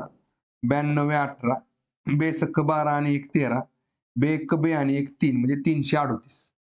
म्हणजे आपलं उत्तर येते ऑप्शन नंबर पहिला. इथं बघा सेम आता हा 14चा वर्ग गुणिले 14चा वर्ग झाला 196. 196 ची दुप्पट झाली 392. 15चा वर्ग झाला 225. 225 ची दुप्पट झाली 450. ठीक आहे बघा. ही एक मेथड झाली. दुसरी मेथड काय निघेल बघा ह्याच्यामध्ये गॅप बघा. हे जर लॉजिक नाही ना कळलं आपल्याला तर डायरेक्ट काय करायचं गॅप काढायचं कधी पण लक्षात घ्या. गॅप काय निघेल बघा ह्या दोघांमध्ये 42 नाही बघा इकडे किती झाले 40 82 82 6 88 म्हणजे 46 चा गॅप झाला अधिक 46. इथं जर बघितलं आपण तर काय निघेल बघा 50 आणि 8 58 अधिक 58 निघते बरोबर आहे का म्हणजे वाढत चाललंय. बरं आता इथून आपल्याला काय करायचं इथं वाढवायचं बरोबर आहे का काय निघेल बघा मग 43 अधिक 4 50 केलं आपण 50 अधिक 4 54 केलं 54 अधिक 4 बरोबर 58 येते कारण की 46 पासून 58 मध्ये 12चा गॅप आहे बरोबर आहे का 4 4 ने वाढवलं आपण 46 आणि 4 50 50 आणि 4 54 54 आणि 4 58. आता सॉल्व्ह करू शकतो आपण 288 अधिक 50 करा काय निघेल बघा 288 अधिक 50 इथं आला 8 आणि 5 13 हातचा आला 1 2 आणि 1 3 म्हणजे 338 येते उत्तर ऑप्शन नंबर पहिला. ठीक आहे चला पुढचा क्वेश्चन बघू. बघा काय दिले बा प्रश्नामध्ये कोणत्या कालावधीत 1000 रुपयांचे दर साल दर शेकडा 10% दराने वार्षिक आकारणी केल्यास चक्रवाढ व्याजाने 1331 रुपये होतील. आता 1331 म्हणजेच काय बघा तर रास आहे रास मुद्दल प्लस व्याज आणि हे कसं आहे बघा तर चक्रवाढ व्याज आहे. चक्रवाढ व्याजाची रासचा फॉर्म्युला काय असतो बघा बघा चक्रवाढ व्याज चक्रवाढ व्याजाची रास किती असते बघा आपले त्याचा फॉर्म्युला काय असतो बघा इकडं तर बघा P into 1 plus R divided by 100 ची पॉवर एन पकडतो आपण बरोबर आहे का असं लिहितो बरोबर. पी म्हणजेच काय प्रिन्सिपल प्रिन्सिपल म्हणजे काय मुद्दल याला म्हणतो आपण मुद्दल. रेट ऑफ आर म्हणजे काय रेट ऑफ इंटरेस्ट म्हणजे दर आणि एन म्हणजेच काय नंबर ऑफ इयर म्हणजेच मुदत. ठीक आहे बघा मग आता काय होईल बघा आता पी म्हणजे किती आला आपला प्रिन्सिपल म्हणजे किती झाला आपला 1000 बरं 1000 आहे गुणिले आता इथं आपण काय करतो बघा 100 गुणिले 1 100 झाले 100 अधिक रेट ऑफ इंटरेस्ट किती आहे 10 म्हणजे 110 110 चे 100 इथं काय येतं बघा 110 चे 100 पण किती वर्षांसाठी ते माहित नाही म्हणून एन केलं आपण तेच विचारलं त्यांनी आपल्याला आणि ह्याची रास किती आली बघा इकडं 1331 म्हणजे हे आपण इझी कोड पलीकडे इकडे मानलं तर चालतं काय फरक पडत 1331 आला ठीक आहे. आता इथं काय केलं मी हे 1000 जे आहे ते बरोबर त्या पलीकडे टाकलं काय होईल बघा 1331 छेद 1000 होईल बरोबर आहे का आणि इथं काय केलं मी त्या शून्याला शून्य कॅन्सल 11 छेद 10 करा त्याची पॉवर किती आहे बघा एन आहे बरोबर आहे का चला आता आपल्याला ह्याला ह्याच्यामध्ये कन्वर्ट करायचं बरोबर आहे का मग 10चा जर 1000 करायचा असेल तर काय निघतं बघा 10चा वर्ग झाला 100 100चा बघा 10 10 100 100 10,000 म्हणजे 10चा घन झाला किती 1000 आणि 11चा घन झाला 1331 म्हणजे एन ची व्हॅल्यू किती पाहिजे आपल्याला 3 पाहिजे म्हणजे इथं उत्तर काय निघेल बघा ऑप्शन नंबर 4 3 वर्ष. ठीक आहे चला पुढचा क्वेश्चन बघू. बघा काय दिले याच्यामध्ये 3 अंकी 4 अंकी व 5 अंकी लहानात लहान संख्यांची सरासरी किती. बघा 3 अंकी लहानात लहान संख्या कुठली झाली 100 99 नंतर 100 झालं ना पहिली 3 अंकी संख्या पहिली 4 अंकी संख्या कुठली झाली 1000 आणि पहिली 4 किती 5 अंकी संख्या झाली कुठली बघा 10,000 सगळ्यांची आपल्याला बेरीज करायची बघा इथं 0 आलं इथं परत 0 आलं इथं परत 1 आला इथं परत 1 आला आणि इथं 1 आला आणि ह्याचं काय विचारलं आपल्याला तर ह्यांची लहानात लहान संख्यांची सरासरी किती या तिन्ही संख्यांची म्हणून सरासरी किती म्हणजे बघा एकूण संख्यांची बेरीज किती झाली 11,100 आणि एकूण संख्या किती तर 3 आहेत म्हणजेच काय 11,100 भागिले 3 काय निघेल माझ्याकडं 3 1 3 3 त्रिकन्न 2 11 3 7 21 आणि वरती 2 0 मग 3700 रुपये सॉरी 3700 ऑप्शन नंबर 2. ठीक आहे चला पुढचा क्वेश्चन बघू. बघा वयवारी चॅप्टरचा क्वेश्चन आहे काय दिले बघा वडिलांचे वय मुलाच्या वयाच्या दुप्पट आहे बघा इथं वडील करा मुलगा आणि वडील. वडिलांचे वय मुलाच्या वया दुप्पट आहे. 10 वर्षांपूर्वी वडिलांचे वय त्याच्या मुलाच्या तिप्पट होते, तर वडिलांचे सध्याचे वय किती? ठीक आहे बघा. आता वडिलांचं आपण सध्याचं वय लिहूत आपण. सध्याचे वय किती आहे बघा, तर वडिलांचे वय मुलाच्या वय दुप्पट आहे. म्हणजे मुलगा X आहे, तर वडील किती आहेत बाबा 2X. ठीक आहे. आता ह्यालाच धरून आपण 10 वर्षांपूर्वीचं वय काढू. किती? 10 वर्षांपूर्वी, 10 वर्षापूर्वी. म्हणजे काय होईल बघा, आता जे X वय आहे ना मुलाचं, त्याच्यामधनं 10 वर्ष वय कमी होईल. X वजा 10 होईल. आणि वडिलांच्या वयामधनं पण काय होईल? 2X वजा 10 होईल. 10 वर्ष वय कमी होईल. आणि त्यावेळेचं गुणोत्तर किती दिले बघा, तर 10 वर्षांपूर्वी वडिलांचे वय त्याच्या मुलाच्या तिप्पट होते. म्हणजे वडिलांचं हे जे काय वय आहे ना, तर हे किती आहे बघा, 3 पट आहे. कुणाच्या ह्याच्या? 1 पट असेल तर हे 3 पट आहे. मग दोन्ही बघा इक्वेशन मांडताना आपल्याला बरोबर काय करायचं, मध्ये आपलं इज इक्वल टू मांडायचे. बरोबर इज इक्वल टू मांडला झालं तर काय करावं लागतं मग? दोन्ही संख्या समान करावं लागतात. म्हणून हे ह्याला गुणावं लागतं आणि हे ह्याला गुणावं लागतं. 3 ने ह्याला गुणा. काय निघेल बघा, 3 गुणिले x वजा 10 आणि 1 ने ह्याला गुणा. 2x वजा 10. काय निघेल बघा आता याच्यामध्ये? 3 ने x ला गुणलं 3x झालं वजा 3 ने 10 ला गुणलं 3 10 30 बरोबर. इकडे किती आलं बघा, 2x वजा 10. चला आता हे 2x जे आहे ते बरोबरच्या अलीकडे आणा. काय होईल बघा, मायनस होईल. पहा 3x वजा 2x होईल. आणि वजा 30 बरोबरच्या पलीकडे टाका, ते प्लस होईल. म्हणजे काय, वजा 10 अधिक 30. मग काय निघेल बघा, 3 मधनं 2 गेलं 1 राहिला. 1x राहिला. आणि 30 मधनं 10 गेलं 20 राहिलं. x ची व्हॅल्यू झाली 20. विचारलं की आपल्याला, तर वडिलांचे सध्याचे वय किती? वडिलांचं सध्याचं वय किती आहे बघा, तर 2x आहे. म्हणजे 2 गुणिले 20. 20 जुनी किती झालं बघा, 40. 40 म्हणजेच किती येते बघा, ऑप्शन नंबर 4. 40 वर्ष. ठीक आहे. चला पुढचा क्वेश्चन बघू. बर, आता काय विचारले बघा, 1 ट्रिलियन म्हणजेच किती अब्ज? बरोबर आहे का? कसं असतं लक्षात घ्या. आता आपण इथं बघा 1000 मांडतो. बरोबर आहे का? त्याला आपण काय म्हणतो, हजार. हजारच्या नंतर काय म्हणतो आपण, 10,000. 10,000च्या नंतर म्हणतो आपण लक्ष. लक्षानंतर काय म्हणतो आपण, दशलक्ष. ठीक आहे. बरोबर आहे का? दशलक्ष म्हणजेच काय असतं बघा, लक्षात घ्या, मिलियन. त्याला काय म्हणतो आपण, मिलियन. ठीक आहे. मग थोडक्यात काय, 1000ला आपण काय केलं बघा, 1 2 3 शून्य वाढवलं की काय झालं, 10 लाख झालं. म्हणजेच 1 मिलियन झाला. ठीक आहे. आता बघा, बरोबर आहे ना, इकडे सगळीकडे आपण मल्टिप्लाय बाय 10 केलं आपण. 10 बघा, 10 100 1000 म्हणजे 1000ला आपण 1000 ने गुणलं की 10 लाख होतं. म्हणजे 10 लाखाला आपण काय म्हणतो, 1 मिलियन म्हणतो. ठीक आहे. आता दशलक्षला बघा, लक्षात घ्या. परत दशलक्षा पुढे आपण काय करतो, 1 करोड म्हणतो. बरोबर आहे का? 1 करोड. 1 करोडच्या परत पुढे काय म्हणतो आपण, 10 करोड. 10 करोडच्या पुढे आपण काय म्हणतो बघा, 100 करोड. 100 करोडला आपण काय म्हणतो बघा, अब्ज. बरोबर आहे का? लक्षात येते का? बघा, आता 1000ला 1000 ने गुणलं की मिलियन झालं. मिलियनला 1000 ने गुणलं तुम्ही.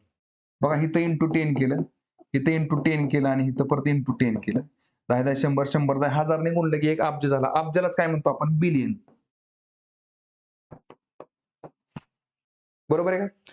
आता बघा, बिलियनला आता बघा, आता आपण अब्जामध्ये बघू. 1 अब्ज झाला. 1 अब्जाला आपण काय केलं, आता 10 ने गुणलं तर 10 अब्ज. 10 अब्ज किंवा 10 अब्ज करा. 10 अब्ज. 10 अब्ज म्हणजे 1000 कोटी. 10 अब्जाच्या पुढं, बरोबर आहे का, 1000 करोड. 10 अब्जाच्या पुढे काय असतं बघा, 100 अब्ज. 100 अब्ज म्हणजेच किती झाले बघा, तर 10,000 करोड. आणि परत 1000 अब्ज. 1000 अब्ज म्हणजेच किती झाले बघा, 1 लाख करोड. त्याला काय म्हणतो आपण, ट्रिलियन. ट्रिलियन विचारतो बघा. 1000ला 1000 ने गुणलं की मिलियन झाला. म्हणजे 10 लाख. 10 लाखाला 1000 ने गुणलं की 1 अब्ज येतं. म्हणजे 100 कोटी. 100 कोटीला 1000 ने गुणलं की किती येते, सॉरी, हा, एक अब्जाला परत 1000 अब्ज केले काय म्हणतो आपण 1 ट्रिलियन म्हणतो. ठीक आहे. म्हणजे आपली भारताची इकॉनॉमी आपण बघा, जगाची इकॉनॉमी कशामध्ये मोजतो आपण ट्रिलियन मध्ये मोजतो. बरोबर आहे का? पण आता बघा ह्या ट्रिलियनच्या पुढे तुम्ही रुपये लावताय का डॉलर लावताय ती गोष्ट वेगळी. म्हणजे 1 ट्रिलियन म्हणजे 1 लाख रुपये झाले. ठीक आहे बघा रुपयेमध्ये. जर 1 ट्रिलियन डॉलर असेल तर 1 लाख गुणिले डॉलर. मग डॉलरमध्ये समजा आता 91 रुपये असेल किंवा 90 असेल. तर मग 1 लाखाला परत 90 ने गुणा 90 लाख.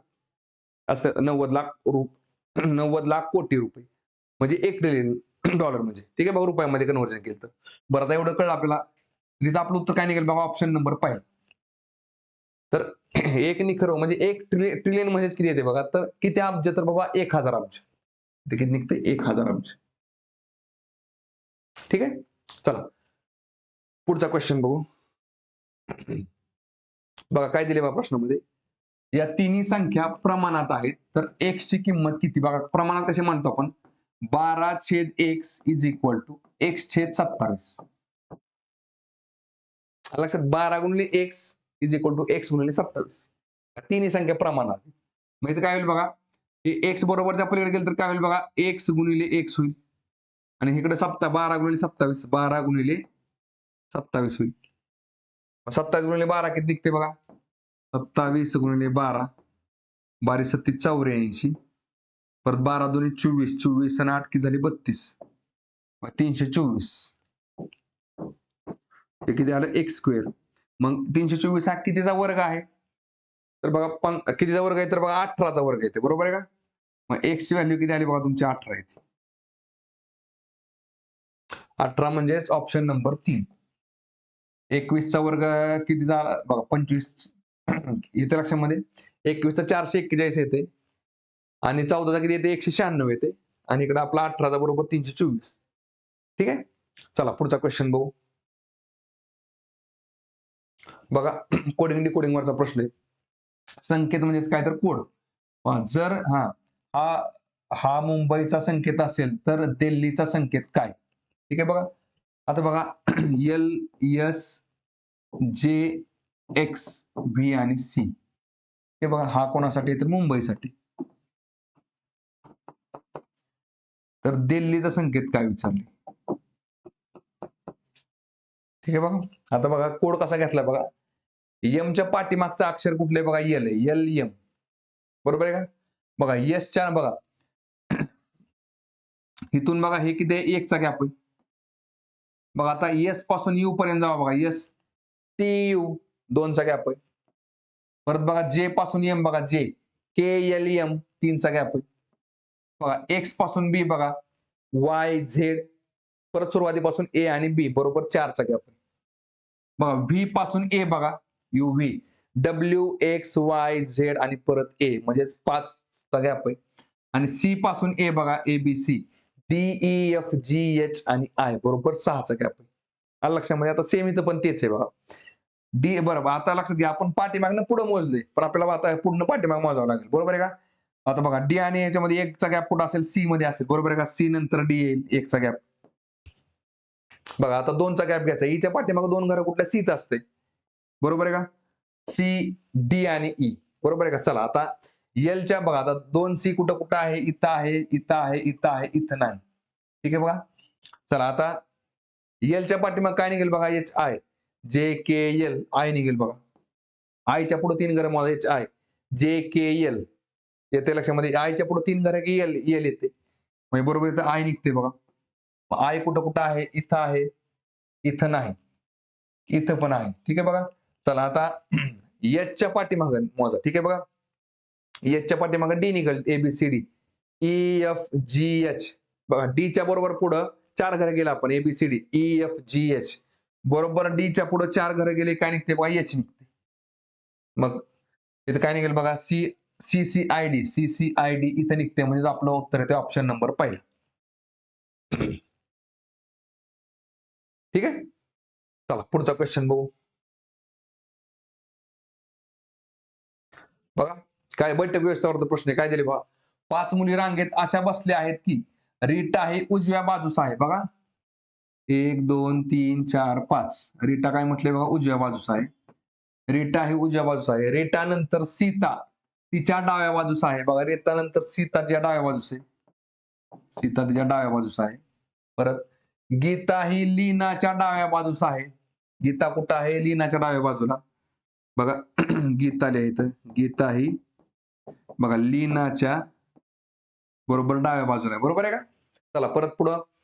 हा, मीना ही लीनाच्या डाव्या बाजूला. बघा मीना ही लीनाच्या डाव्या बाजूस, परंतु गीताच्या उजव्या बाजूस आहे. बघा मीना कुठं आहे? बघा लीनाच्या डाव्या बाजूस इथं कोण आहे? बघा मीना.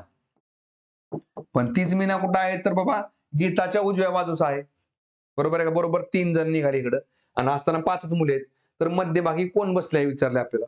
तर बघा आता हे गीता, मीना आणि लीना मांडा इकडं. पहा इथं गीता, इथं आली मीना आणि इथं आली लीना आणि मध्यभागी कोण दिसते बघा इकडं? तर लीना दिसते. लीना म्हणजे आपलं उत्तर येते ऑप्शन नंबर 4. ठीक आहे. चला पुढचा क्वेश्चन बघू. बघा वेन डायग्राम चॅप्टर वरती क्वेश्चन आहे. काय दिले बघा ह्याच्यामध्ये? 38 ते 40 साठी खालील माहिती वाचा व त्या खालील 3 प्रश्न सोडवा. बघा खालील आकृतीत संख्या वेगवेगळ्या जिल्ह्यातील पर्यटकांची संख्या दर्शवते. आकृतीचे निरीक्षण करून त्या खालील प्रश्नांची उत्तरे पर्यायातून निवडा. ठीक आहे बघा. आता पुणे, चंद्रपूर आणि नागपूर दिले आपल्याला. ठीक आहे बघा. चला आता काय दिले बघा. बघा आता हे 21 जण कोण आहेत? तर बघा पुण्यामध्ये, चंद्रपूर आणि नागपूरमध्ये तिन्ही ठिकाणी आहेत. 52 जण फक्त पुणे आणि चंद्रपूरमध्ये आहेत. हे 56 जण फक्त पुण्यामध्ये आहेत. याप्रमाणे डायग्राम आहे. ठीक आहे. चला प्रश्न बघू आपण याच्यावरती काय दिलेत बघा. बघा तिन्ही जिल्ह्यांना एकूण किती पर्यटकांनी भेटी दिल्या? तिन्ही मध्ये असणारा भाग कुठला आहे बघा? तर 21. पहा पुण्यामध्ये पण आहे, चंद्रपूरमध्ये पण आहे, नागपूरमध्ये पण आहे. म्हणून उत्तर येते आपलं ऑप्शन नंबर 3. ठीक आहे. पुढे काय दिले बघा. फक्त 2च जिल्ह्यांना भेट दिलेल्या पर्यटकांची संख्या ओळखा. फक्त 2 जिल्ह्यांना भेट दिलेली. म्हणजे कुठले कुठले येतील बघा. हे 52 म्हणजे जे पुणे आणि चंद्रपूरला भेट दिलेत. 41 जे पुणे आणि नागपूरला भेट दिलेत आणि हे 46 जे चंद्रपूर आणि नागपूरला भेट दिलेत. त्यांची बेरीज काय निघते बघा. 52, 41 आणि 46. बघा 6, 7 आणि 2, 9. परत 5 आणि 4, 9 आणि 4, 13. 139 उत्तर येते. म्हणजे ऑप्शन नंबर 4. आणि पुढचा प्रश्न काय बघा. तर अशा पर्यटकांची संख्या शोधा ज्यांनी चंद्रपूर व नागपूरला भेट दिली आहे, परंतु पुण्याला भेट दिलेली नाही. बघा आता पुण्याला भेट दिली नाही त्यामुळे काय करायचं? पुण्यामधले सगळे कॅन्सल करून टाकायचे आणि ह्यांची बेरीज करा. ठीक आहे बघा. हा चंद्रपूर व नागपूरला भेट दिलेली आहे. ठीक आहे बघा. चला आता बघा इथं तुम्ही म्हणता चंद्रपूर आणि नागपूरला मग 46 येते दोन्ही मिळून. पण त्यांनी तसा पर्याय दिलेला नाही. आपल्याला काय करावं लागेल? सगळे घ्यावे लागतील. चंद्रपूर फक्त चंद्रपूरला भेट दिलेली आहे, फक्त नागपूरला भेट दिलेली नाही आणि चंद्रपूर नागपूरला दोन्हीला भेट दिली. सगळ्यांची बेरीज करून बघा. काय निघेल माझ्याकडं? 67, 72 आणि 46. म्हणजे काय निघेल इकडं? 7 आणि 2, 9, 9, 6, 15. चला 1, 6 आणि 4, 10 आणि 7, 17 आणि 1, 18 म्हणजे 185. 185 म्हणजे ऑप्शन नंबर 2 येते. ठीक आहे. चला पुढचा क्वेश्चन बघू.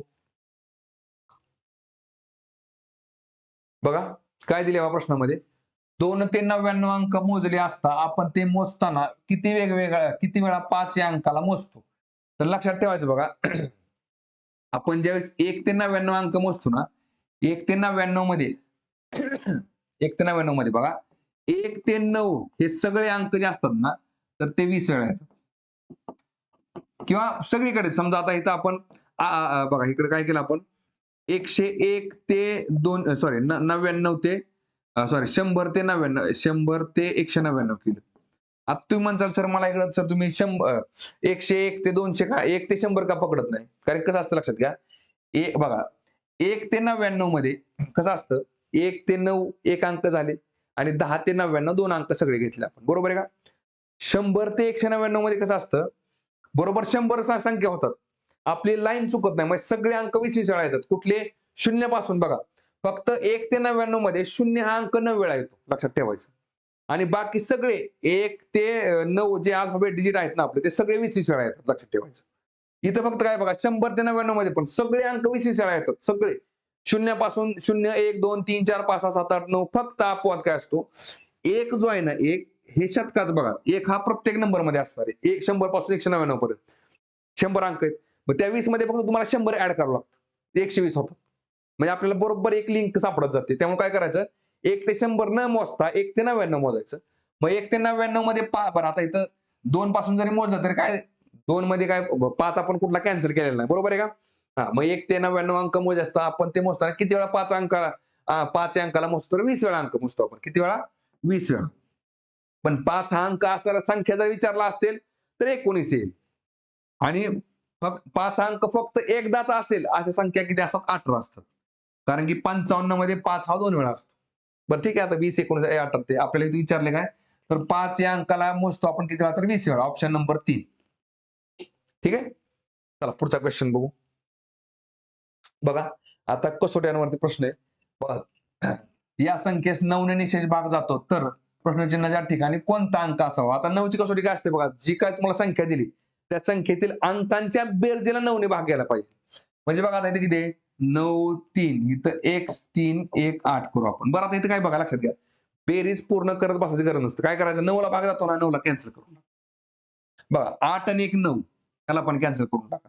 परत काय झालं? 3 आणि 3 6. मग इथं काय घेतल्यावरती 9 ने भाग जाईल? 3च घ्यावं लागेल. 3 आणि 3 6 आणि इथं 3च घ्यावं लागेल तुम्हाला. त्यावेळेस बेरीज बरोबर 9 होती. म्हणजे आपलं उत्तर येते बघा ऑप्शन नंबर 2. आणि जरी बेरीज केली तुम्ही काय निघेल बघा, 9 बघा 9 9 दुणे 18, 18 आणि 6 झाले 24. 24 मध्ये कुठली संख्या मिक्स केल्यानंतर ना 9 ने भाग जाईल, तर 9 त्रिक 27 येते. मग तुम्हाला इथं 3च घ्यावं लागेल x ची व्हॅल्यू. ठीक आहे? चला पुढचा क्वेश्चन बघू आता. बघा, काय दिले बघा, परम्युटेशन कॉम्बिनेशन वरचा प्रश्न आहे. ठीक आहे. एका स्पर्धेतील प्रत्येक खेळाडूला इतर खेळाडूंशी सामना खेळल्यास एकूण 28 सामने होतील, तर त्या स्पर्धेत एकूण किती खेळाडू होतात? तर बघा आता हे जे प्रश्न असतात, ज्या ठिकाणी 2-2 मध्ये दोघांमध्ये सामना होतात. बघा कसं, कुस्ती खेळणारे असतील, तुमचे बुद्धिबळ खेळणारे असतील. ठीक आहे बघा. तर या टाईपचे प्रश्न असतात किंवा हस्तांदोलन असेल, हे टाईपचे प्रश्न काय असतात बघा, तर कॉम्बिनेशन मध्ये मोजले जातात. बरोबर आहे का? आणि त्या ठिकाणी दोघं जण आपण निवडतो एक सामना खेळण्यासाठी. मग तिथं आपण काय करतो बघा, म्हणजे इथं आपण अ, जेवढे काही खेळाडू आहेत तिथं कॉम्बिनेशन सॉल्व्ह करतो. आपण कुठला फॉर्म्युला डायरेक्ट वापरतो सोप्यामध्ये, आणखी बघा, n n-1 डिवाइडेड बाय 2. ठीक आहे बघा.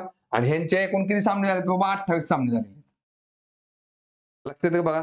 एका स्पर्धेतील प्रत्येक खेळाडूने इतर खेळाडूंशी सामना खेळल्यास एकूण 28 सामने होतील. तर त्या स्पर्धेत एकूण किती खेळाडू असतील? किती खेळाडू होते? मग आता काय होईल मला सांगा? अशा कुठल्या बघा आता बरं, हे n-1 इज इक्वल टू काय? 28 गुणिले 2 बघा, हे 2 बरोबरच्या पुढे गेले की मल्टिप्लाय होते. 28 गुणिले 2 किती आलं? 56 आलं. मग कुठल्या 2 लागोपाठ संख्यांचा गुणाकार 56 असतो, ज्याच्यामध्ये फक्त 1 चा गॅप आहे? 8 7 56. बरोबर आहे का? हे जर 8 घेतलं, तर 8 वजा 1 किती आलं? 7 आलं. 8 7 बरोबर ते 56. मग याचा अर्थ काय? तर किती बाबा, तर किती खेळाडू होते? तर 8 होते. ऑप्शन नंबर काय ते? मग 3 येते. मग एक सामना खेळण्यासाठी 2 खेळाडू लागतात आपल्याला. बरोबर आहे का? मग 8 मधनं आपण दोघा जणांची निवड करतो. कॉम्बिनेशन मांडताना आपण कसं मांडतोय? 8C2. ते काय निघतं बघा, 8 फॅक्टोरियल डिव्हायडेड बाय 2 फॅक्टोरियल आणि खाली निघतं परत 6 फॅक्टोरियल. 6 आणि 2 8. मग काय निघेल बघा, 8 गुण 1 8 into 7 into 6 factorial divided by 2 into 6 factorial. याला हे कॅन्सल होऊन जातं. 6 फॅक्टोरियल 6 फॅक्टोरियल. 8 into 7 into 2 तेच राहते बघा. 8 into 7 डिव्हायडेड बाय 2. ठीक आहे. चला पुढचा क्वेश्चन बघू आता. बघा, बॉडमासवरचा क्वेश्चन आहे. डेसिमल मध्ये दिला. काय दिले बघा, 17.28 भागिले झेड भागिले किती येते बघा, 3.6 गुणिले 0.2 इज इक्वल टू 2. ठीक आहे. स्टेप बाय स्टेप जाऊ आपण. आता हे एक्स जे असतं ना, ते खाली येतं. म्हणजे इथं काय होईल बघा, 17.28 छेद एक्स गुणिले 3.6 गुणिले 0.2 इज इक्वल टू 2. ठीक आहे. आता हे एक्स जे आहे ना, ते बरोबरच्या पलीकडे टाका आणि 2 आहे ते बरोबरच्या अलीकडे घ्या. काय होईल बघा, 17.28 छेद हे 2 अलीकडे आलं तर काय होईल बघा, 2 खाली जाईल गुणिले 3.6 गुणिले 0.2 आणि हे एक्स जे आहे ते बरोबरच्या पलीकडे टाकले की इकडे वरती जाईल अंशाला. चला आता काय होईल बघा, बघा दशांश अपूर्णांकाच्या पुढे 2 घर आहेत व अंशाला. बरोबर आहे का? छेदाला पण बघा, इथे एक घर आहे आणि इथे एक घर आहे. इथं पण 2 घर झाले. मग आपण ह्या वरच्या आणि खालच्या सगळ्या संख्या आपण पूर्णांक जरी पकडल्या तरी चालतील, काय फरक पडत नाही. आणि पूर्णांक समजूनच भाग घालवा. काय निघेल बघा याच्यामध्ये बघा आता, 28 आहे इथं. बरोबर आहे का? इथं पण 36 आहे. याचा अर्थ काय, 4 7 28 4 9 36. 4 ची कसोटी काय असते? शेवटच्या 2 अंकांना 4 ने भाग गेला की पूर्ण संख्येला 4 ने भाग जातो. तुम्ही आता डायरेक्ट 4 ने भाग घालवा. 4 9 36. बघा परत 4 चोक 16 आणि 2 16 आणि 1 17. 4 त्रिक 12 आणि 4 दोन्ही 8. ठीक आहे बघा. आता बघा किती भाग काढू शकतो आपण? 9 ने बघा. 4 आणि 3 7 आणि 2 9. 9 ने भाग जातो मी हे बघा ह्या इथं पण 9 आहे. 9 ने भाग घालवा. 9 1 9 9 चोक 36. 36 आणि 7 झाले 43 7 72 झाले. परत 9 8 72 आले इकडे. ठीक आहे बघा. चला परत बे एक बे इथं बे दुनी 4 बे चुक 8 परत बे एक बे बे एक बे बे दुनी 4 म्हणजे 12 दुनी 24 म्हणजे 12 उत्तर येते. म्हणजे आपलं उत्तर आलं ऑप्शन नंबर 2. 12.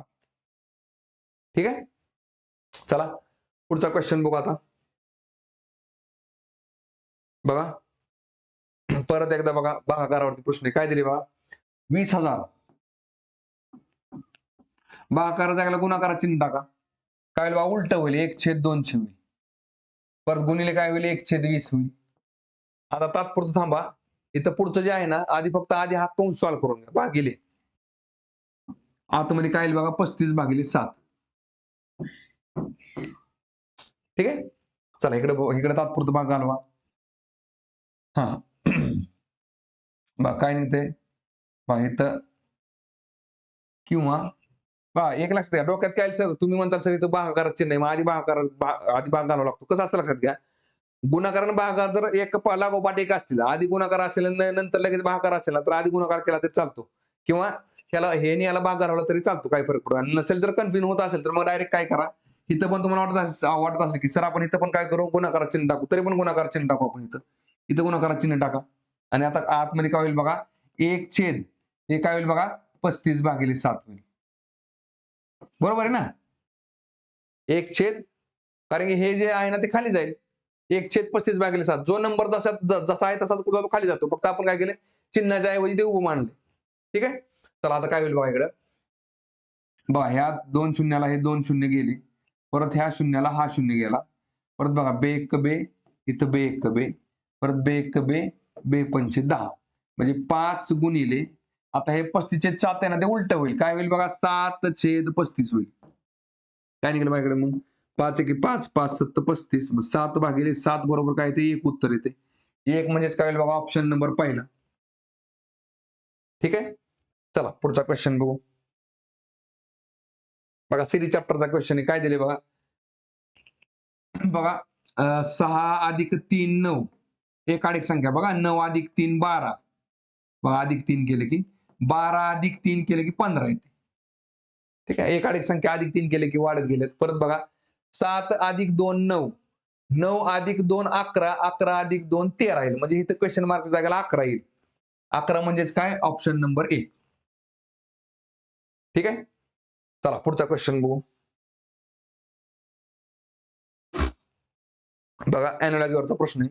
बघा ह्या दोघांमध्ये जो सहसंबंध असतो ना, तो सहसंबंध इकडे दाखवायचा असतो आपल्याला. ठीक आहे बघा. आता हे जर बघितलं आपण बघा, बेसख 12 येते. इकडे 3 सख 18 म्हणजे 180 दिसते तुम्हाला कुठं? नाही. समजा आपण इकडे बे पंचे 10 किंवा 2 अधिक 10 केलं तर 12 येते.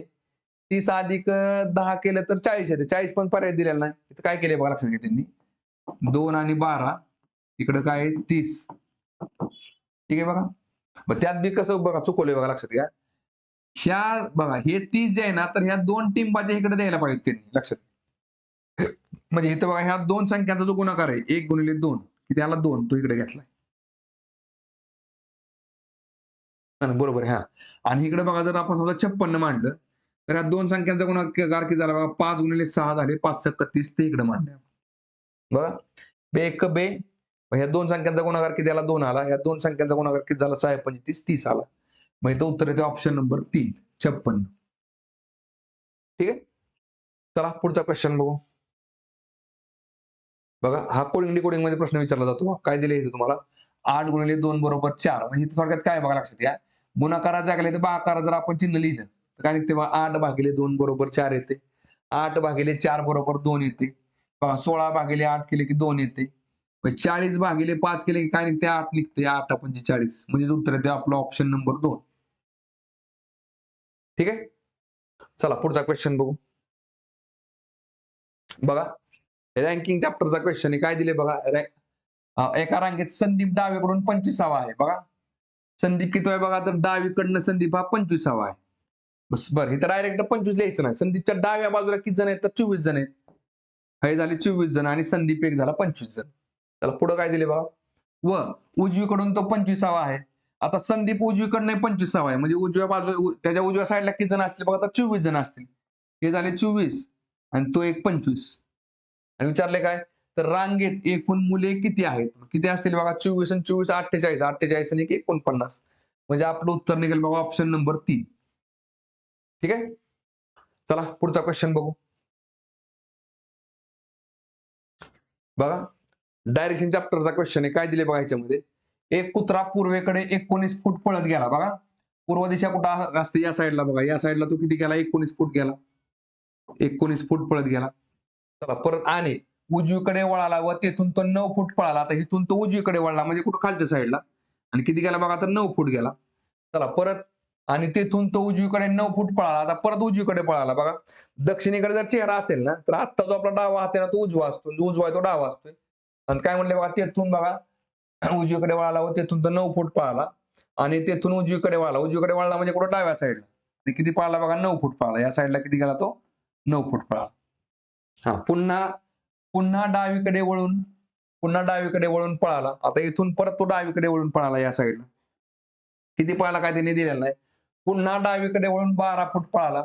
आता इथनं परत बा कुठं पळाला, डावीकडे. आता डावीकडे म्हणजेच काय, दक्षिणेकडे तोंड नाही. जो जो हात आहे तो डावा असतो. डावीकडे वळून किती गेला, 12. म्हणजे बघा, हे 9 ला 9 गेला आणि हे परत 3 इकडं, 9 आणि 3 12. 12 फूट पळाला आणि परत आणि शेवटी डावीकडे 6 फूट पळाला. आता इथून काय केलं बघा, शेवटी तो डावीकडे वळला म्हणजे वरती. वरती वळला आणि किती वळ गेला बघा, तर 6 फूट गेला. आता कुत्रा काय म्हटलं बघा, कुत्रा सध्या कोणत्या दिशेकडे तोंड करून उभा आहे? कुठल्या दिशेकडे पळतोय बघा, मग तो वरती कुठली उत्तर दिशा असते. म्हणजे उत्तर आहे आपला ऑप्शन नंबर 3. तर बघा 50च्या 50 प्रश्न झालेले आहेत आपले. ठीक आहे. तर परत एकदा बघा, आपलं जे ऍप्लिकेशन आहे त्याच्यावरती बघा, पोलीस भरतीसाठी सेपरेट बॅच अवेलेबल आहे. बॅचची फी फक्त आपली 499 रुपये आहे. कालावधी आपला 1 वर्षाचा असेल. सेम याचप्रमाणे एमपीएस साठी पण सेपरेट बॅच अवेलेबल आहे. कंबाईन साठी पण सेपरेट बॅच अवेलेबल आहे आणि तलाठी भरतीसाठी पण सेपरेट बॅच अवेलेबल आहे. ठीक आहे. तर थांबू आता आपण या ठिकाणी.